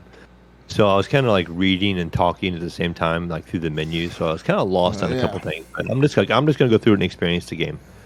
So I felt like I was kind of lost. I'm like, you know what? I can sit down by myself this time. I'm going to go through and just kind of play through it. So then I started playing through it. Did so many missions, and I turned it off, called it a night. The next day, my son came over, and he wanted to see the game. And so I wanted him to experience the PlayStation 5 controller. And so he didn't want to just jump in where I was at. So I let him start over because I wasn't real far in. So he started me over again. And so I'm technically doing my third playthrough from the beginning already. So yeah, I'm not nearly as far. I don't know how many hours I have in the game, but I'm not there yet. Okay, so have you gotten to the part where Juliana kills you in the first, like... Yeah. Where she kicks you out the window or something? Where you jump out the window and your leg, and she shoots him? No. Okay, it's a different one. There's a different one where you get to, like, this cliff thing. You went into this house. It's kind of like the end of the tutorial almost. And, like, she shows up or something, and pretty much... There's a window in front of you, and all it says is jump, jump, jump, jump, jump, jump, jump, jump, jump, jump, jump, jump, jump, jump, and then you jump and you die, and you die. On mine, a Cole grabs your leg and you're dangling upside down. Oh yeah. And he's talking to you, then she appears and then she shoots that Cole, and he drops you, and then you die and wake up. Yeah. Anyways, so that's kind of like the end of the tutorial. So later on in the game, you eventually get to a mission where Juliana will invade your game. So all of a sudden, it should be like, "Hey, Colt, I'm back," and like she'll talk to you. So tell me something on the PC. I don't know if you're playing with headphones or not, but does the audio also come through your controller? No, it does not. Okay, because I know on the PS5, I did read it. Yeah, I did read it does that in the PS5, and that's the only thing that doesn't support on the controller. Okay, is the audio doesn't come through it. That is the only drawback. On the PS5, the audio comes to like the walkie-talkie when she's talking. It all comes to your controller. It kind of sounds like a radio. I heard it sounds kind of nice. Yeah, it sounds like a walkie-talkie. Like she's talking to your walkie-talkie on your controller. And when you obviously the game knows when I put on my Pulse headset, when I'm playing with the headset on, it'll just play it to the headset. So it kind of knows. Like it's not like it's gonna like fuck you over if you put on headphones or something. So like it automatically switches for you. So that's kind of neat. But there's a point in the game where she shows up and she's like, "Hey, Colt, I'm here," and it'll tell you that all the doors to the sewers to like the doors to exit the map are locked. And then it'll tell you, okay, now you have to go to this antenna, which they usually spawn in the same area on every map. Once you know where they spawn, you know where they're always going to be, and you have to get to this antenna, and you pretty much have to hack it with your hack-a-majig to unlock the doors, and you can now escape through the doors, or you can just kill Juliana because she only has one life. Now you have your slab, which grants you your 2 lives or whatever. So technically, you have 3 lives every time you spawn on the map. So it grants you your 2 lives. If she kills you the 3 times, then she wins and you're dead, and you lose your whole progress that game, and the loop restarts the entire day. Right? It'll happen. Right. So I think the first time I saw her, I killed her. Second time she invaded my game, I actually hacked the thing. And I ran all the way to the exit because I had like really low health and I had like no lives left because I was halfway through my mission and I had like no lives left. I have like, I had already died twice. I had, my last life. And I was like, fuck this. I'm just going to hack this thing and run. And sure enough, I hacked it and I fucking ran as fast as I could to the nearest exit and I made it. And I was like, okay, you escaped Juliana or whatever. So I escaped and then later on, I started playing as Juliana, man. And playing as Juliana is fucking cool as shit, dude. Because you get into these people's games. Usually, you'll get invaded when you're playing a match. You either get invaded randomly. If it's your friends, though, say if you were on PS5 and I saw you were playing and I wanted to invade your game, I can only invade my friends, or you can only invade your people on your friends list within the first 3 minutes of them starting any map. So, like, if they start any map, they can only be invaded within the first 3 minutes of them starting that map. So, like, if they've been in there for 10 minutes doing all these objectives and shit, you can't fuck them over, right? That would be kind of bad if you were, like, almost at the end and somebody invaded you. Well, you could do that. You could do that to randoms, but not to your friends, okay? Oh, okay? So you can't troll your friends, but you can troll randoms like that. Okay, so, like, your friends, 3 minutes. And also, like, there's other stipulations to your friend's progress. Like, you can only hack them within 3 minutes of them starting the first round. You could be in there as long as they can continue doing all their objectives. And you can stay in there as long as they're in there. You can fucking just hide from them and, like, be on the corner of the map somewhere just hiding. And they could be doing whatever. And you could be in there the entire time while they're doing their whole mission. You could just be hiding from them. Or whatever, but the game will give you hints. So, like, if there's a shootout and, like, Colt has a shootout somewhere, Juliana gets a hint. Like, there's, like, a little marker that pops up for her that says, like, hey, Colt is over here, right? Like, he's kind of over here. He's having a shootout over here. So it gives you kind of like a hint for you to head over there, and find out where he's at. And, man, I've had some real cool fucking shootouts in this game where, like, I had, like, people, like sneaking around and shit. I had this, like, a few people that we're trying to be really sneaky, and I'll end up running up behind them because I've unlocked this teleport ability, kind of like in it's like the exact same ability in Dishonored where you kind of blink. It's called Blink in Dishonored. I think in this game is also called Blink. To be honest, I think it's almost in the same universe as Dishonored, honestly, because you can blink forward and like you can set how far you want to teleport, and you can either set it to like you teleport forward automatically, or you can teleport up and down. So you can teleport up automatically or forward automatically.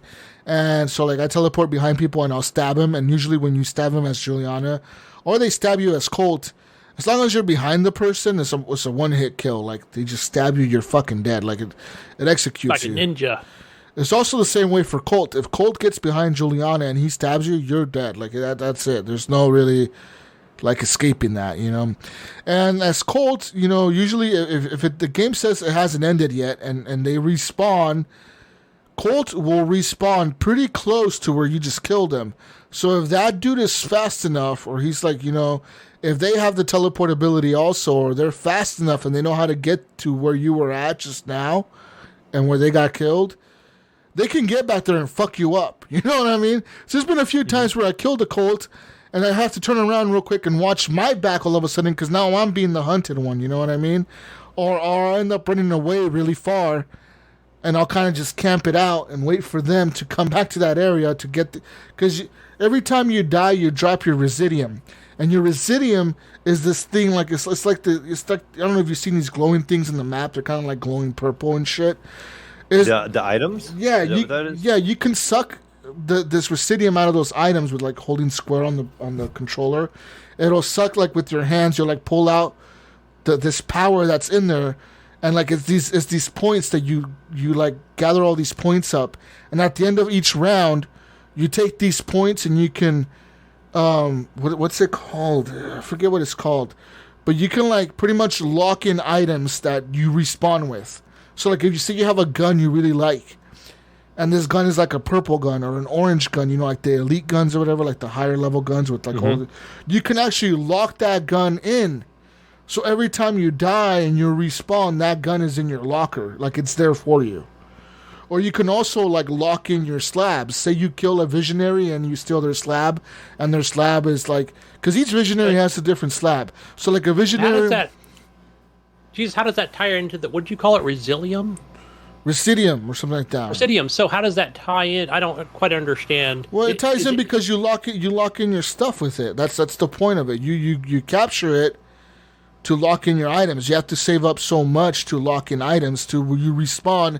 It makes the game easier for you. The more times you die, every time you come back, you have your new items. Because this is like a roguelike game where when you die, the day restarts. You lose all your items. You lose all your items that you found. So every time you die, you're going to restart.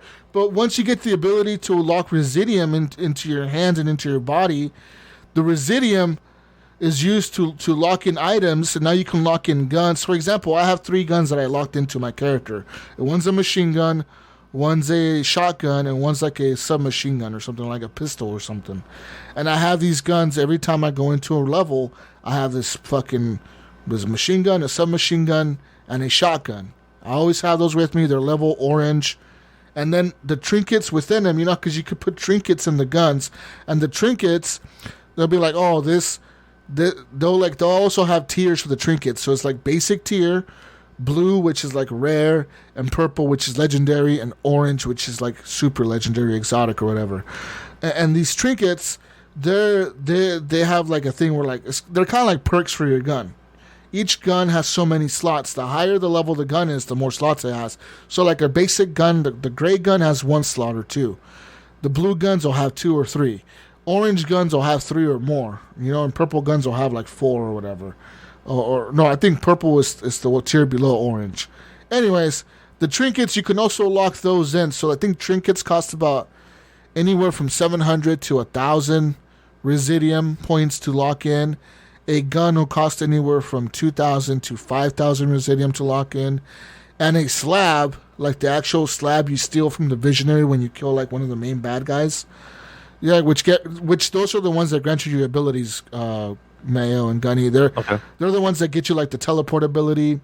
There's another ability that's like it's called like a tank. It's almost like a tank ability where like you use up your power and it makes your guy buff. Like it makes him stronger and you can take more damage.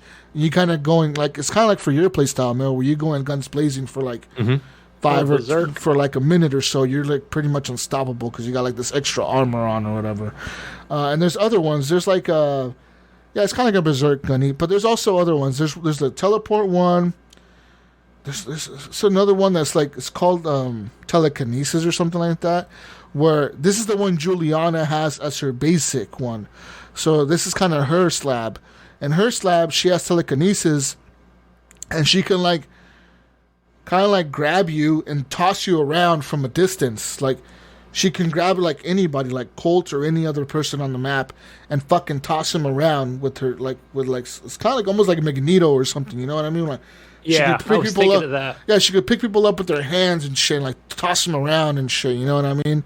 Which is really cool. You know, it's a pretty cool perk, especially when you're fighting. Like, say, like you're invading somebody's game, and you want to fuck them up and toss them around a few times. You know, you're having a shootout, and you want to kind of throw them off. You just pick them up and throw them around. Because your character, you know, you're in first-person mode all the time, so if you get thrown around, your character's like, oh, fuck! You know, you're all, like, rolling on the ground and shit, trying to get back up. You know? So it can really throw you off. It comes in handy when you're playing as Juliana. But you can also, for example, say Juliana invades your game, Mayo, and you kill her, and she has this slab equipped. Mm-hmm. You can steal that slab, and you can also now escape the map, or whatever. You can go hack the antenna and then escape the map. And that slab is now in your inventory for that day. If you have enough Residium, or say you collect enough on the next mission and you come back, all these slabs stay in your locker for the entire day. They don't reset until the day resets, or you die and the day resets. You know what I mean? So these slabs can be locked in as well, and the slabs cost the most to lock in. They cost like 15,000 residium or whatever each to lock into your character or whatever. So I think I have 2 of them locked into my Colt. One is that tanky one, which I think I stole from like the artist Visionary. I think I stole it from her, from maybe the other one. I've killed a bunch of the Visionaries already. I killed like all of them almost once each, except Juliana is the only one that I haven't killed yet. Because she's like locked in this tower thing. And I found this underground bunker that I need to put in so many codes to like open up her area, but I gotta go find these codes and I have no idea where. I found this underground bunker through like investigating Mayo, to like picking up notes and like, you know what I mean? Like, you just every level you go into, man. I'm telling you, just every note you see, if it looks like a note, if it looks out of place, go up to it and click on it. Because I pretty much do that anyways, but yeah. Half the time, it can contain the safe code, right? It literally can. No, it literally can, because like, just like in Dishonored, right? Like, I found another one where these 2 Visionaries, they're like in love. They love each other, and they're having like a secret affair. So like, I found out that on Tuesday, or like every day in the afternoon, them 2 meet up inside their secret love shack. They have like on this one map, and like, I'm like, okay, well, if they're there, this other Visionary is also there, so I can kill them 2 at the same time, and then go after the other Visionary that's on the map at the same time. So that's 3 of them that I can kill in that map, on the same timeline, on the same time. And in total there's like 6 or 7. There's like 6 Visionaries, isn't there, Mayo? Like 6 or 7 or something. There's a bunch 7. of them. Yeah, because the story's a little weird. Like, I think originally you may have been a Visionary, which is the reason you have all these powers, but all of a sudden you became like you wanted to break the loop, and so now everyone knows who you are. They know your Colt, and they know what you look like. And they're all trying to stop you. But they're all trying to stop you from breaking the loop. So it's Hitman with powers. No, like. It's not. It's Dishonored with a different look and a different style. But like I said, besides all the powers and stuff and the killing and the cool like learning all the secrets, man, I learned how to kill the musician guy in his mansion. I just learned that yesterday. I'm like, oh, this is how you kill this dude, and like, oh, that was so satisfying. Like being able to get inside, because to get into his mansion, you could just walk in the front door. You literally can. You can go up to the front door, and you put your arm into this thing, which gives you like this thing called a fast pass or something like that, or like an alpha pass, which pretty much unlocks all the doors in his mansion. But there's a caveat to you using this fast pass, Mayo. Anyone who equips a fast pass or the alpha pass or whatever the fuck it's called loses any slab ability. That includes your respawn slab, which the first time I just did it, I was like, fuck, I could walk in the door. Nice challenge. I could walk in the front door, but I didn't pay attention to when Colt said, if you equip this, you're going to lose your abilities. But I just did it, I just pressed square and put my hand there and I did it. I walked in. And next thing you know, when I got to the singer guy at the last, like in his section where he was at, he had a bunch of bodyguards and they all fucked me up and killed me. And I'm sitting there waiting like to respawn, and the game is like, "Oh, your loop is done. Your day is over. You got to restart the day." I'm like, "What the fuck?" And I'm like, "What the hell happened?" And then so it's better to go Agent 47 style and climb up to the 3rd floor. No, I found, but see, no. During the time that I was in there with the fast pass or alpha pass, whatever the fuck it's called, I found a secret entrance. And I had kept that in my memory, and like in my head, my actual head, not the game, but in my head. And I told myself there was a secret entrance in the back that I remember seeing. And I remember going out that entrance to seeing where it would lead me to. And I know how to get there from this side. So I don't need no stupid alpha pass. I'll just sneak in the back door, Gunny. But it's good. That's good, though, that they give you that option right in the beginning, right? Because then you can learn the map. Learn the secret entrances. Exactly. But you know what? during the morning, that whole mansion is locked. You can't even go in there during the morning. But it's only unlocked during the afternoon. But in the evening, like during the evening, late at night in the afternoon, other things are unlocked in that map, but some things aren't.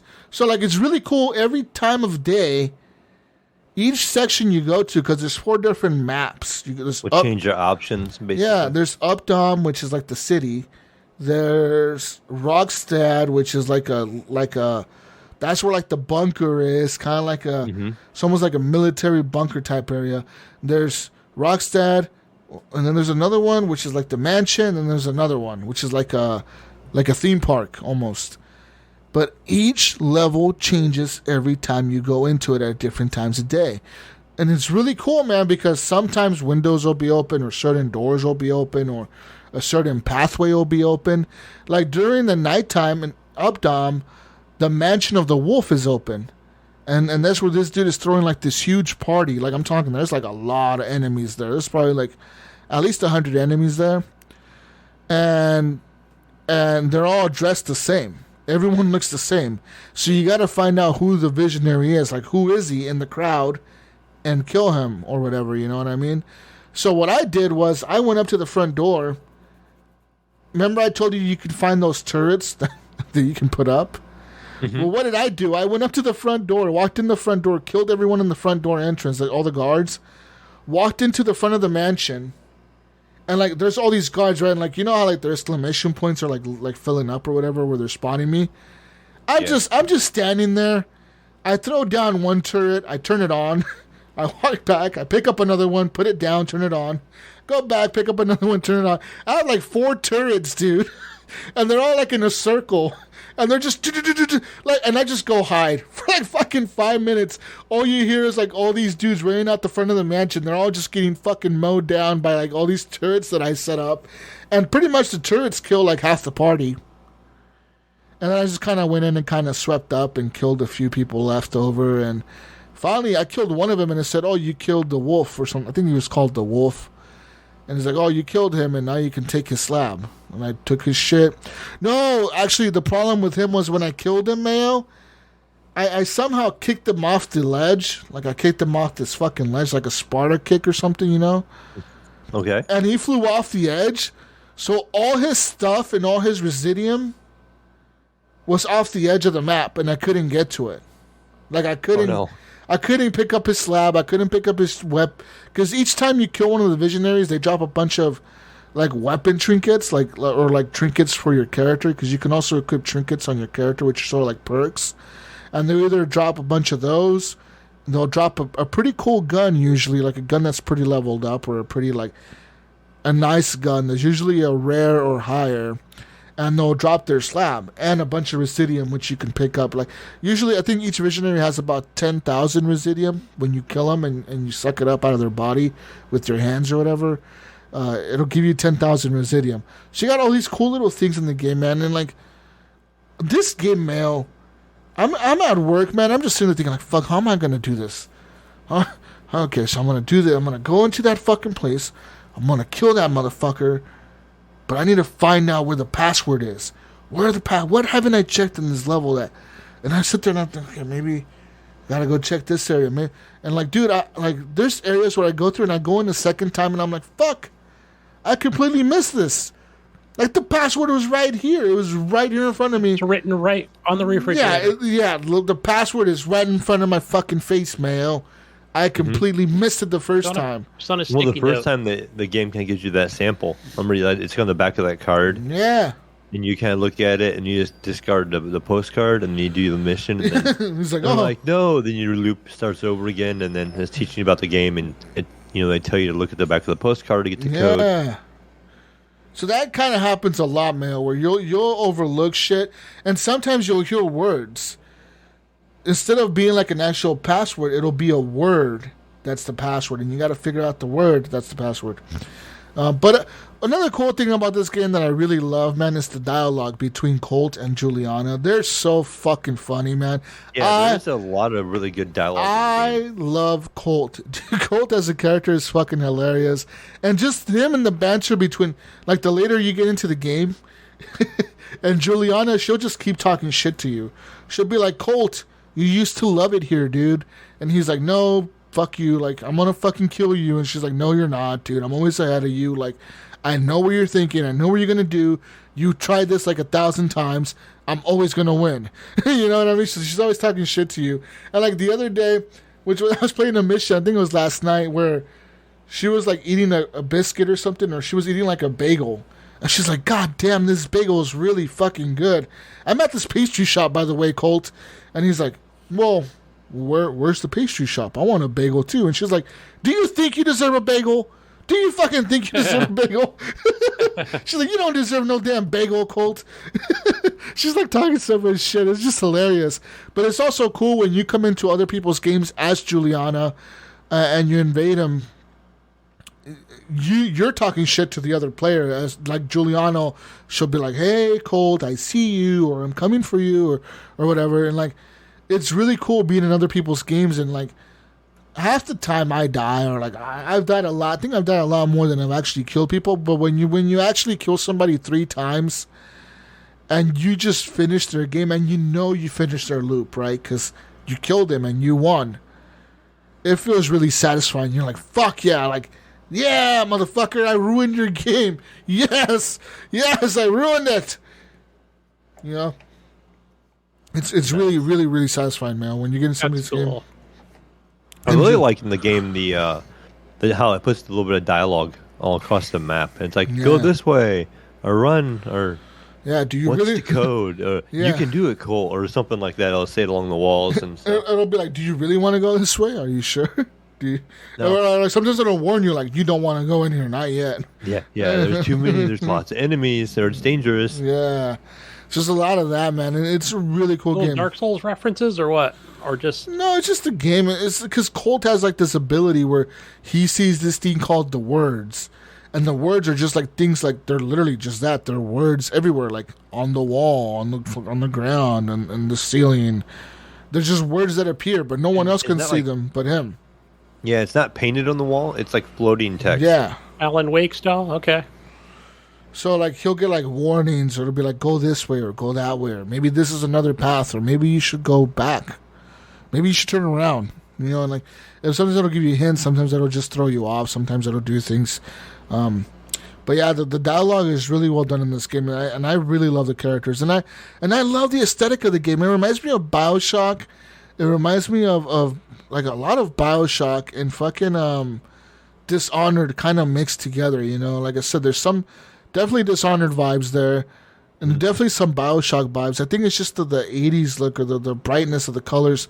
It reminds me a lot of BioShock Infinite or whatnot, you know, with the vending machines and stuff. You buy the ammo. And when you play as Juliana in the multiplayer, you unlock some pretty cool guns. I got like this pink sniper rifle that I unlocked. I don't know if I think that was a pre-order bonus, but I'm not 100% sure. But there was this really cool sniper rifle that I have. I got like this pink shotgun, this pink pistol, and she has like this 80s vibe look to her. You know, like you can change her outfit. One of them is like she looks like a schoolgirl with like a Leatherman jacket, or like a Letterman jacket, and then another one she looks like a disco chick, like from I want to say kind of like from Austin Powers. That's kind of the outfit that I have her wearing now. It's like this like skin tight fucking. Yeah, like the skin tight, like glittery, glowing fucking silver outfit, which I know makes me so visible probably on all the maps. You know what I mean? This fucking big silver fucking thing just in the middle of the map, you know what I mean? Trying to hide. Like, I'm probably pretty noticeable, which is probably why I'm not killing people as much as I was earlier. But it's just fun, you know? Like there's some really cool outfits. And also in the multiplayer, playing that, you unlock some outfits for Colt himself. Like, I got one where he's, like, shirtless. I got another one where he has, like, a bunch of, like, he's shirtless, but he has a bunch of, like, scars and tattoos on him and shit. There's another one where he's wearing, like, kind of like, it has, like, an 80s disco look almost, kind of like an astronaut, kind of like an 80s astronaut Kind of got that Bee Gees look, or what? Like John Travolta style? You never get to see him. It's just an You outfit. go that- afro have it on him? Other people will see it. Like, Other it's people up in will the see it. game. Yeah, other people will see it. There's one that where he looks like Evil Knievel. He has the helmet and shit. Well, I think it's more like a pilot helmet, like a pilot outfit or whatever. Like, because he like, well, what I'm thinking the story here. I'm not 100% sure on this. Is I'm thinking everyone was on an airplane, and something happened where you were the pilot of the plane. Colt was, and the plane crashed on the island, and they figured out there's this loop on the island, and they all want to live there because this loop is amazing. And even Juliana at one point tells Colt, like, Colt, you left before. And he's like, what? She's like, yeah, dude, you won, like, one time a long time ago, you fucking left the island, and, like, you missed it so much that you came back. And he's like, what the fuck? He's like, why the hell would I do that? If I want to leave right now, why the fuck would I do that? And she's like, because you love it here, duh. It's like, she keeps telling my character this. Like, she's like, dude, you fucking love it here. Like, your best friend lives here. I live here. We all live here. All your friends live here. You love it here. This is like your favorite place ever on the planet Earth. Like, this is your favorite place. You want to be here forever. You just don't know it. So I'm like, I don't know what the fuck she's on about with all that shit.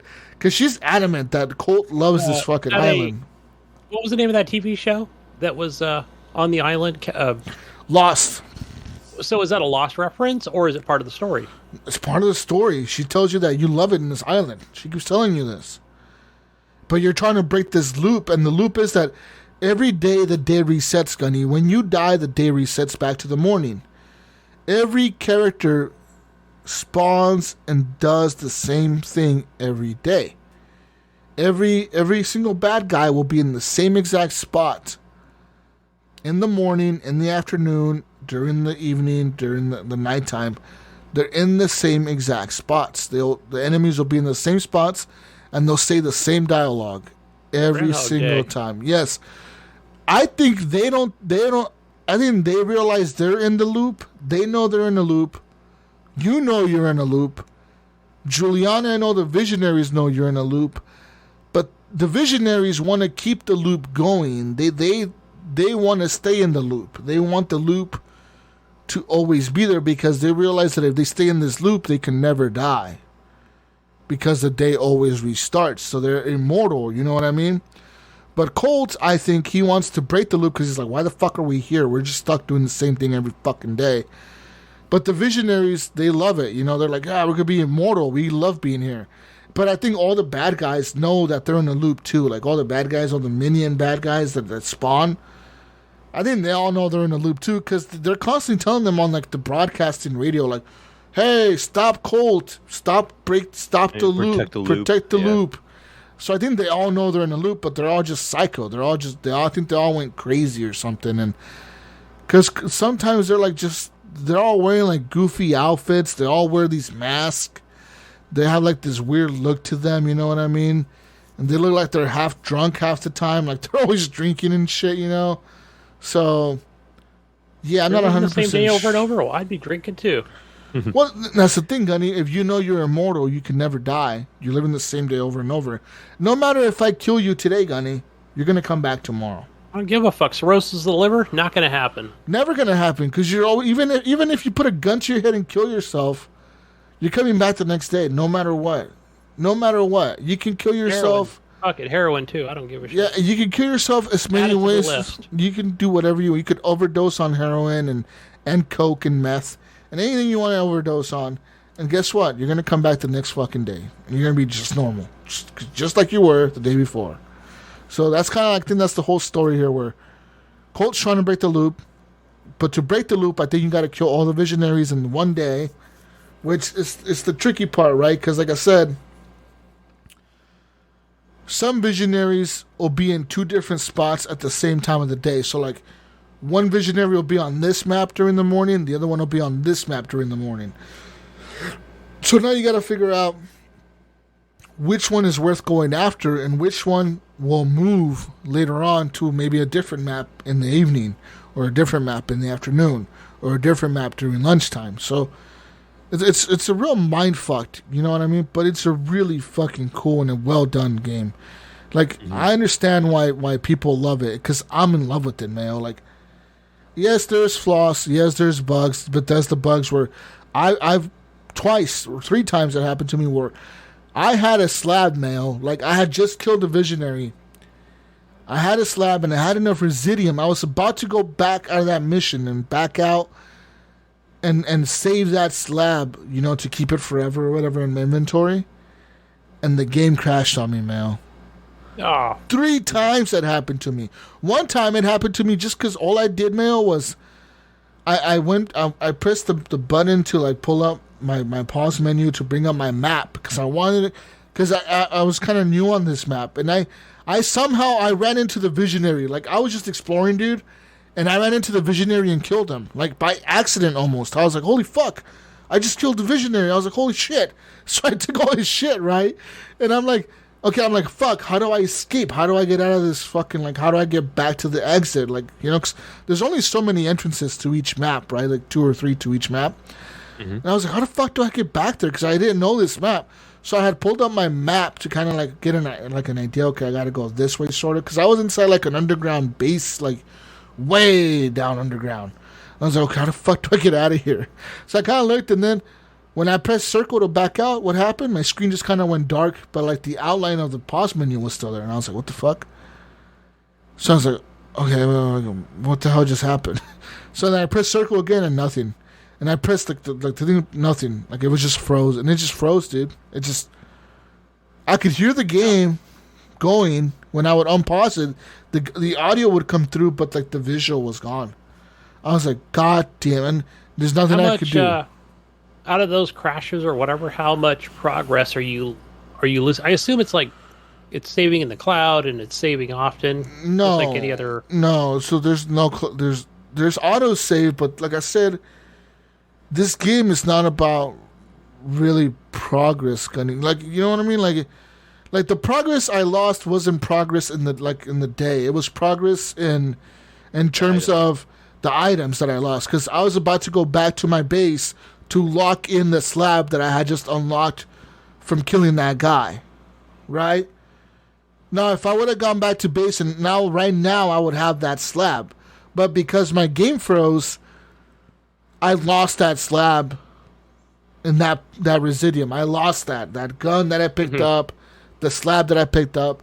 I lost that. That's the progress I lost. The thing about the game is you don't lose anything you learn. If you learn a password from a certain note that you read, it's just always there. It's always there. If you learn, like, this guy is having an affair with this girl and they meet up at this place during this time, if you learn that from like reading an email on the computer or something, then it's always there. The knowledge is always there. If you learn a certain password, it's always there. Like, you can even autofill it later on. Like, when you go back to enter that password again to enter that bunker or whatever you're entering, or unlock the door, or unlock whatever the fuck you're unlocking, you can autofill it. You don't have to like input the actual password again. Yeah, you just hold down triangle. Yeah, you hold down triangle, and then like he'll do it automatically because he remembers it, you know. So like all the knowledge you learn throughout the game, where like, okay, I learned that Juliana likes to whatever the fuck, she likes to drink coffee in the morning. When you learn that, you just know that. Like, your character will just know that every time. He'll just know it all the time. You know what I mean? And you can always go back into the pause menu, or during, like, before the mission, you can look at your notes and your info that you've unlocked, and you can see, like, all the notes, everything you ever unlocked. You can go down and scroll and read them all. Like, during the daytime, this happens. During the nighttime, this happens. During daytime, the front door to this mansion is locked. During the evening, it's unlocked, or whatever the fuck. You know what I mean? Like, there's different things you learn and different things you do. So yeah, it's a really fucking cool game. I like how well flushed, like you said, like the storytelling and the voice acting is. I mean, that feels very fluid.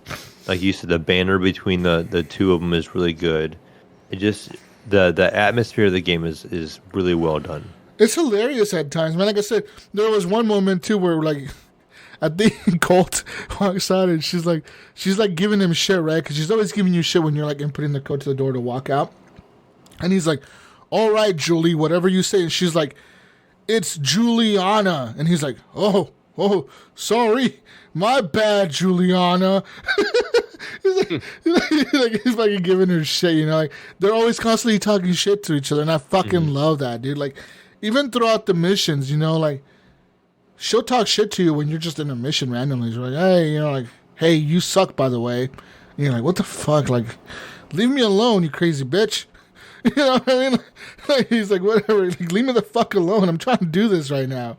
And she's like, I know where you're at. And he's like, oh, really? Well, why don't you come get me? She's like, because I don't want to, because I'm too busy. she's like, I'll get you tomorrow. You know what I mean? So it's like she's always constantly talking shit. And all the characters, it's just cool, man. The whole banter. And, like, all the Visionaries are pretty cool, too, man. Like, they all have some pretty cool powers, man. Like I said, some of them have really, really fucking, like, unique abilities that are, like, super, super dope. Yeah. You're going to like this game, man, the more you play it, I think. Yeah, it sounds like it makes me more and more interested. I would have started getting real quick, too, Jesus, what you are missing out on, since I am playing this on PC. But since we have a similar, you know, setup, same graphics card and all that stuff, I am getting about 110 frames on max settings on 1440. Whoa. So it's about what you probably would have been running. Yeah. But. So on the PS5, there's 3 different modes. There's performance. No, actually, there's only 2 modes. There's performance and quality visual. No, there's 3 modes. There's performance, quality, and then there's performance quality. I watched a YouTube video, Jesus. I watched a YT vid, and is that what the kids call him nowadays, Gunny? Hey, I'm on the YT, baby. YT on my phone. On my. Oh, whoa! That's what. It was. The kids call him YT vids nowadays, Mayo. That's how interesting. The damn, it was Digital Foundry. Is that what it's called? Yeah. Is that what I said, Mayo? Yeah. It was a good video. It was more of a comparison, but it wasn't like a fanboy thing at all. It was just showing off the different modes on the PlayStation 5 and on PC. I know in quality that they do have RTX, which is ray tracing, right? They have that ability on the PS5, but it's 4K with ray tracing, Mail, but locked at 30, which I couldn't do. I already told you the game felt really slow to me from the get-go. Right. I had to bump it up 100% to the whatever the fuck that's called, like the movement or whatever. At 30 frames, I honestly I could tell the ray tracing was on in the reflections of the water and like the sunlight and whatever the fuck during the first intro scene. To look for it. I had to look for it. I turned it off and I didn't miss it. I just went straight to. I try to play the game with quality RTX on, which is I don't even think it's 4K 30. I think it's like 1440 30 with ray tracing on. And there's quality, which is supposed to be 4K 30, but I don't think it's even 4K 30 in quality. I think it's a little under 4K, which is like, I think it was like 1900 maybe. And then there's the other mode that I just play on, which is performance, which is 60 frames at 1440. I believe that's what it is. 60 frames, 1440, which, I mean, honest to God, it looks just as good, man. Like, when it comes to the Xbox next year, will it probably be better optimized? Probably. Yeah. Will it probably run better? Yeah, most likely, because they have better hardware.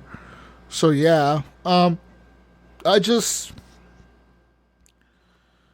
don't know if anyone's going to be talking about it when it does come to the Xbox. Right. This game's on Game Pass. People, look, it's on Game. Oh yeah, we played that a year ago. Yeah, you know what I mean? Like that. Mm-hmm. That, like. I get a lot of the Xbox people are like, oh yeah, well guess what, you had to pay for it. We're gonna get it on Game Pass. Well, yeah, I paid for it, and yeah, you're right. You're gonna get it for free on Game Pass, but a year later. a year from now, I want to be playing something else, dude. Like, you know, I'm not going to be talking about Deathloop. Gunny, I'll be Gunny, on PC. Gunny, I'll be bringing it up right now. Hey guys, Right. I played that new Deathloop game. It's so good, guys. It's so good. Oh my god. And Jesus, and then you'll say, bro, we played that like a year ago, and I'll be like, dude, this is the definitive edition. How about Jesus that? and I would be going, that game sounds familiar. Didn't we play that last year? It's definitive edition, man. Didn't we play Different something? version. Didn't we play something like this a long time ago, Mayo? Yeah. Yeah, but this one's got a new character to it, and a new map and a new. You know weapon. what? If they could, I'm telling you right now, if they add DLC to this game, I'm buying it. I'm buying it. Do they normally do that? I know Arcane does. Arcane does some pretty cool DLCs, man. Like I know they did for Dishonored 2. They did a really cool DLC, which is called Death of the Outsider, which was pretty much. It was a standalone game, pretty much, is what it was. And that was very rich in story. Remember, I told you my only issue with that. I mean, besides everything that was, the character and the story and all the things you pick up was like, wow, this is like some good quality stuff here. But it was just like the way the stealth was handled. I told you, I think it was a little broken, maybe in the beginning, and then it just didn't grab me. And I suck at those games. I'm better off doing like a stealthy Hitman game. Yeah, I would say this is definitely a game if you're on the verge or not sure about picking it up, to pick it up. Just do it. Yeah, it's really good. It's unique enough. It's different. I would recommend picking it up. I would too. It's a buy for me, dude. And like I said, man, I'm just loving the story. I'm loving the characters. I love so many things about the game. So like, I wish I could talk about all the secret shit that I found, man. Like all the cool stuff. And I'm like, I can't spoil it for you, dude. You gotta explore on your own, Mayo. Because you know what? The cool thing about this is your journey, Mayo, won't be the same as mine. Mm-hmm. You can completely go, Mayo, and find a whole different way to kill visionaries than I did. Just because of the way you're playing the run and gun mode. Mm-hmm. Your experience is going to be way different than mine. I've been playing kind of stealthy, and like sometimes I'm really stealthy and shit, trying to sneak into places. And yes, I kill everyone, but usually one by one. I'm not in there fighting everyone. Usually, when everything goes to shit, then I kind of run and gun and try to get away. I don't want to get overwhelmed. But the game is very forgiving at times, where you can straight up kill like 5 people, and like it doesn't alert the whole map. Sometimes it will, but it's rare that it does that. You know what I mean? Yeah. One thing I've really noticed is the sentry things. Well, even if you're hiding behind something, it'll detect you. That's where I've tried to hide a couple times. Are deadly. Or I'll be like taking fire and I'll hide behind something, and it still is like, he's over here kind of thing, and it's shooting at you. And yeah, those things are fucking deadly. Sometimes, the best strategy, all in all, is to run. It really is. It's to just fucking run. Just because the thing is, the game, when you're in these maps, yes, there's a time loop where you have a day, right? But like when you're in the map, there's no timer. You don't run out of time. It doesn't like, all of a sudden you're out of time or something. No, it's just, you can be in there for 4 hours, 5, 10 hours if you want to be in there. You know what I mean? And explore everything. It's up to you. Mm-hmm. The game will usually, what it'll do is you'll find like a hint for something, and it'll be a hint for something in another area. So it'll be like, you found the code to this door, but this door is in this other map. So like all of a sudden the game will start recommending like, maybe you should just leave this area and go to that next map. Like it'll push you kind of like to kind of follow that line for now. It even tells you like you can explore all you want. You can be like here as long as you want. You can be in there when you're ready to leave. Literally, you can literally be in there for as long as you fucking want, man. And you'll find all kinds of shit. Like I found so many different ways I can kill people. Like you can go up on rooftops. You can go through the bottom through sewers. It's neat too. You can jump down from above, and then you hit like R1 and it kills them. Like there's so many fucking ways to do things, dude. You can set up traps. You can set up turrets everywhere. You can do all kinds of crazy shit to kill people. And the same thing as the invader playing as Juliana in the multiplayer. When you invade somebody's game, you could just fucking kill them once and run away and hide from them, and they have to kind of fucking look for you. You know what I mean?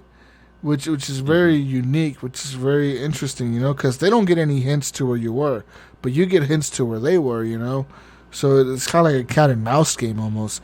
It's really unique and it's really fun. Like I said, if you're a fan of Dishonored, you're a fan of Arcane, which I am. I really like Dishonored, the series, and I almost feel like Prey was a good game as well. Yeah, Prey was good. And I feel like these all Arcane games are good. I feel like this game is in that same universe as Dishonored. I don't know, for some reason, something tells me like somewhere, somehow, it's going to be like, oh, this island it's part of the world of Dishonored. It's like an island in Dishonored world or something. It's how they got away from all the rats. Yeah, or something, you know what I mean? Like, they're stuck in this time loop thing on this island or whatever. Like, it's, you know, it's really weird. Like, but like I'm telling you, some of the abilities are straight out of Dishonored. Like, straight up. Like that. The teleport one is straight out of Dishonored. The one where you become a little bit tougher, I think that one's straight out of Dishonored too. There's a lot of them. I don't know if there's one where you become invisible. That would be cool, but I don't think there's one like that. Anyways, I say buy this fucking game. Play it. Yeah, definitely. Worth every dollar. Every penny. Also, when the game launches, Gunny, you'll be happy to know that it does not say Xbox Studios. What does it say? Does it say Bethesda or does it say ZeniMax? It only says Bethesda. Really weird. I was totally expecting like Xbox Studios things to come up. No, you know? Sony would not allow that. I don't think it's Sony because on the PC, does it say Xbox Studios on the PC? No, it is not. I don't think. I think it's just. I want to say it has like the publisher or something like that, or it doesn't have.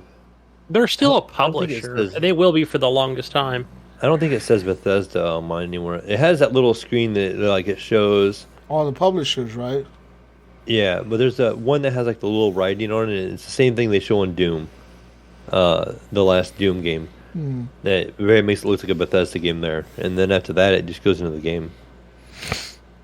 I wouldn't be surprised when Starfield launches that it's that one published by Bethesda Softworks or whatever it's called. Because they still act as a publisher. Yeah, we'll see. We'll see, you hobo-ass Xboxers. Anyways, it's news time. Breaking news. Moving into some news. Public service announcements. Bring us good news. PS4 firmware version 9.0. This update apparently is now breaking PlayStation 4 consoles. That's right. Ooh. Sony just released PS4's brand new version 9.0 update alongside the PS5's big SS Big D expansion update. And some users are now reporting that the firmware patch is hard breaking their PS4 consoles. Multiple users on Reddit report that their base PS4 Hobo editions and their PS4 Pros have stopped functioning after downloading the version 9.0 update. Other reports that the PS4 is now blinking blue, Gunny, which signifies some sort of hardware. Some sort of hardware or OS or reports say the consoles will not power on and do not work.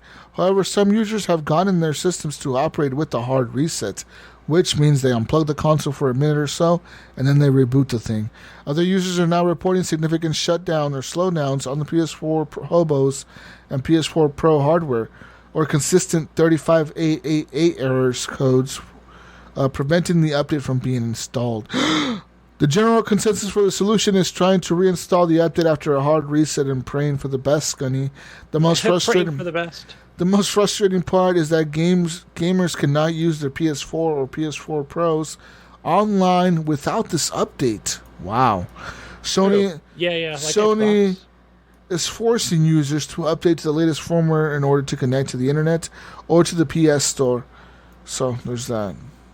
Ouch. Good thing I saw this article, whoever sent it in, because I was looking at my PS4 today, and I still haven't got a chance to, wherever the hell my HDMI cable is, my 2.1, I know I've got a couple of these. And so I'm like, I'm going to hook that up today. I'm going to hook it up. So it's a real easy and I was like, nah, I'll just play it. I was taking care of errands today and just stayed on the Xbox and PC, played some PC games. But holy smokes, yeah, I'm definitely gonna wait this week until they come out with another patch. Because my PS4 Pros, I don't know, I don't think I want to. Well, Gunny, let me tell you something. A soft brick is usually reversible, Gunny, by reinstalling the OS onto the PS4, which you can do via a USB stick. But Sony is now... keep those around. Listen, Gunny. Sony is asking users like you, Gunny, that brick their PS4s to pay $100 in order for Sony to repair the console that was hard bricked by a software update. What? Yes, they charge you money, Gunny. What the hell? I ain't paying $1 for this. No, they're charging you $100, Gunny. Sorry. That's messed up. These hobo PS4s are out of warranty. Charging you hobos a bunch of money now. Yeah, but they're giving out some bogus software updates. Hobo updates. Listen, maybe it's their strategy to make more money. They just break all the consoles and they charge more PS5s.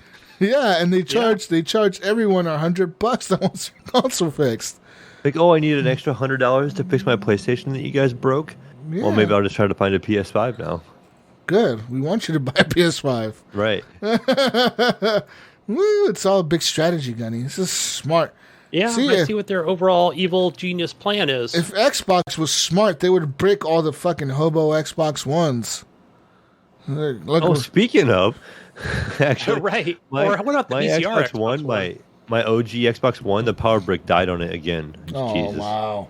I've had that 2 months ago. I replaced it, and this is like a remanufactured brick, and it just stays red. So I'm on this dilemma now. Do I just give her my my 1X and then buy a Series S since I can find those?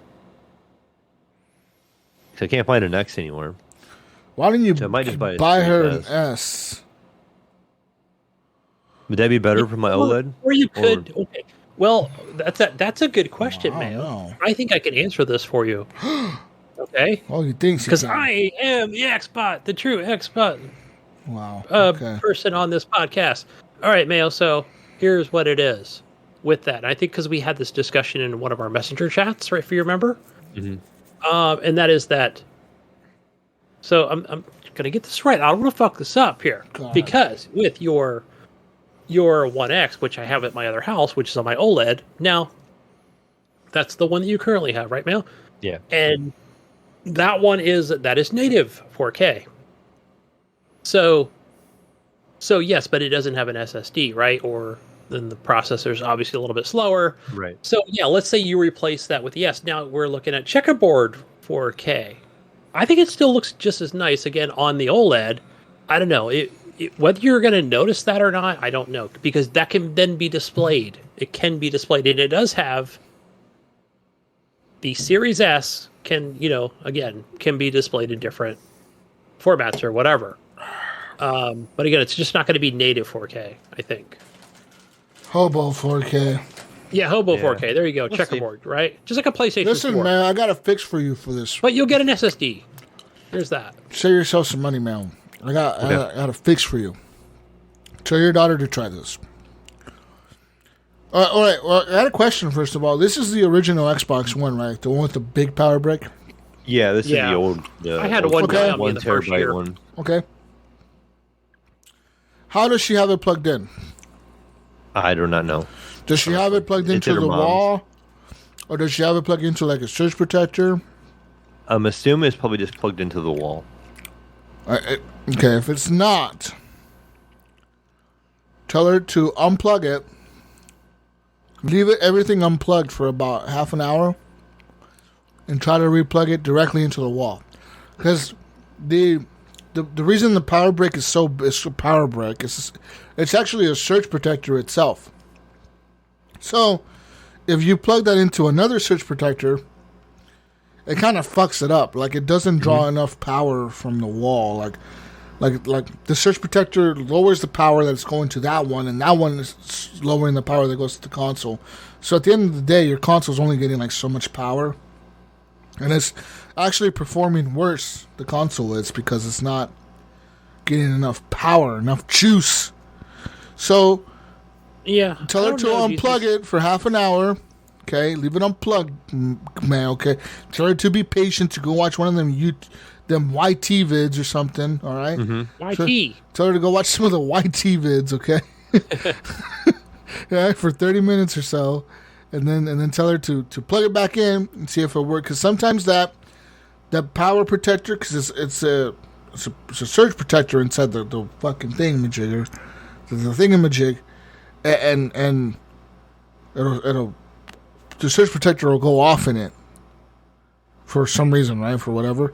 So sometimes you need to unplug it and leave it and let it kind of reset itself, and maybe it'll work. Because it could have been that something happened to the power, like power went out for a little bit, or like there was a spike in power and the surge protector fucking tripped, and that's what it was. Or it could just be that it's a piece of shit. Or no, it could be that. I mean, it's getting old. I got it from GameStop back in the day. You know, when they're running on sales, who knows? Yeah, I did the same thing where mine was in the plug directly into the wall, and it still got fried. But I will say the second one, refurbished, I got from GameStop, did work pretty well, but I think that lasted another year. I did take it apart and clean it all out, make sure it wasn't all dusty and stuff, and it was pretty clean on the inside, so I didn't have to worry about it. It wasn't dust. It's not like overheating or anything like that, so I know that's not the issue. It's just that power brick, it seems to be. Interesting. But yeah, it could be that news, but could be that new Xbox update. Probably Microsoft's probably weeding out some of them Xboxes. Call them up. They might charge you $100 to fix it. Maybe they'll give us the deal and charge me $95. Oh to shit! Be competitive. Give us your credit card. We'll sign you up for Game Pass Ultimate. Yeah. And are you a Game Pass Ultimate member?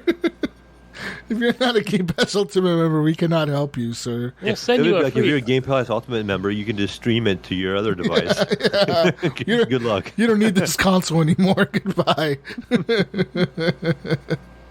Oh, shit.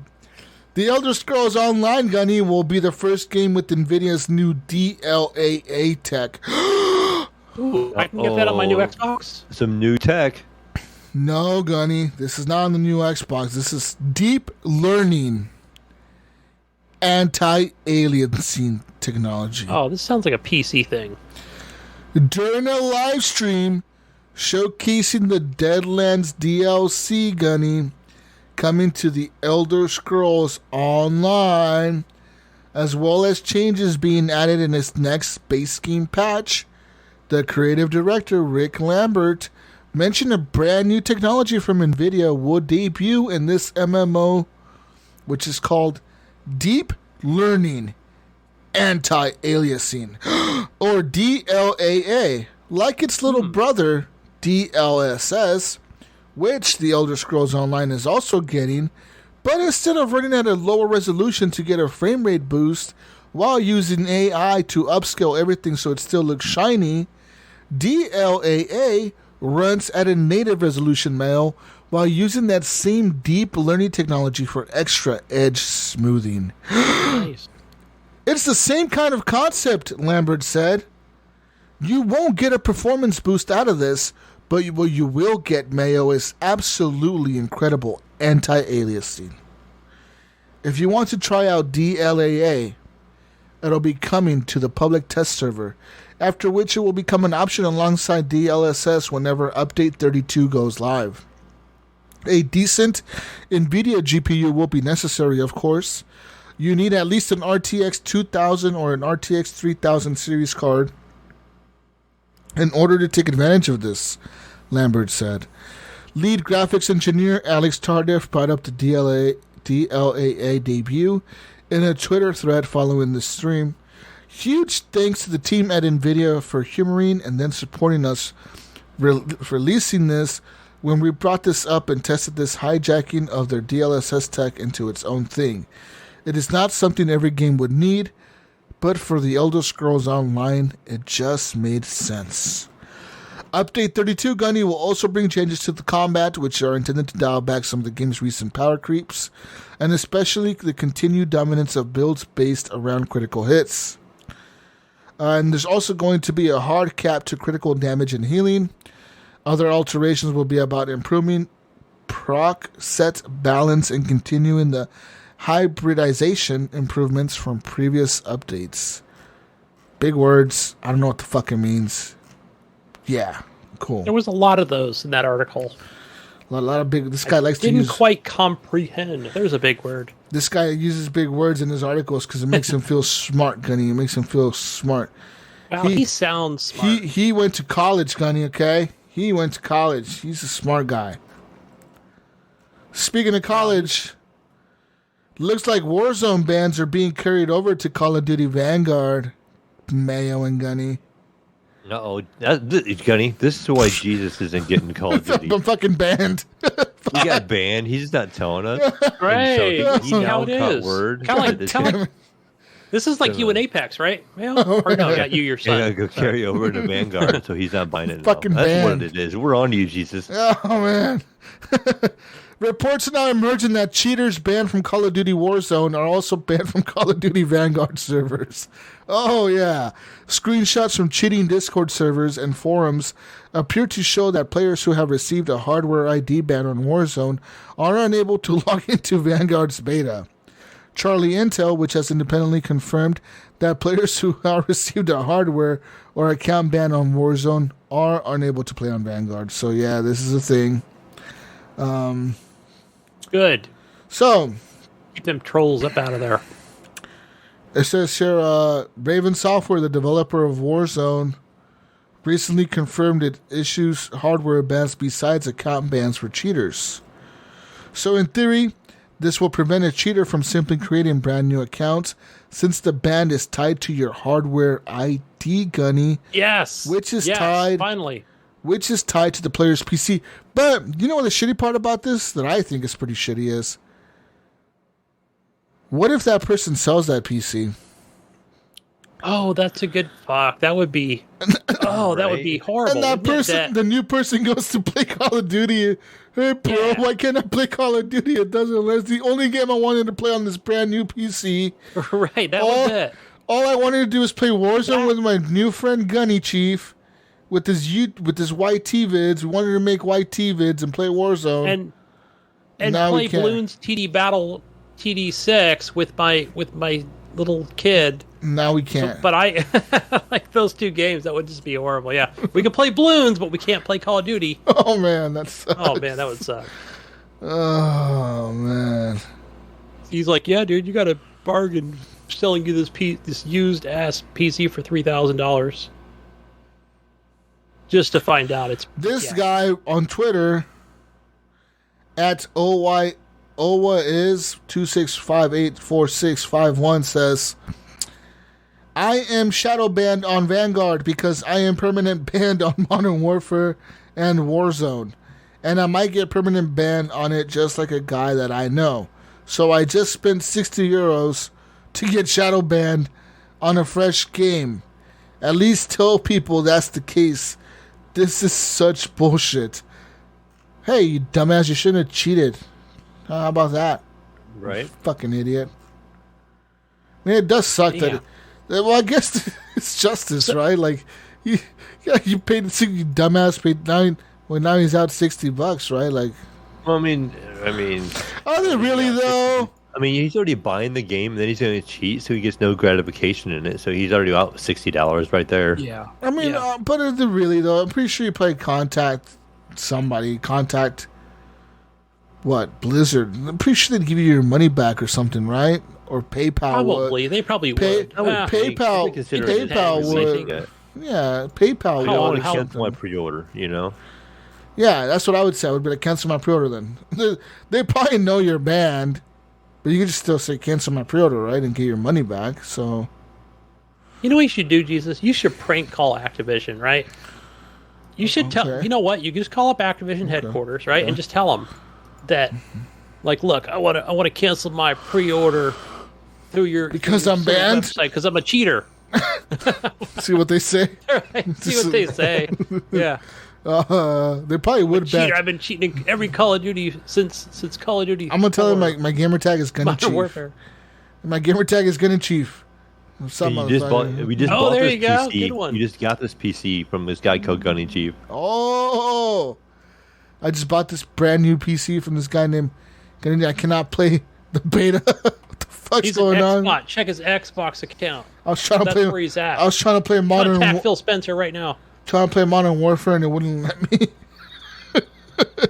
Oh man.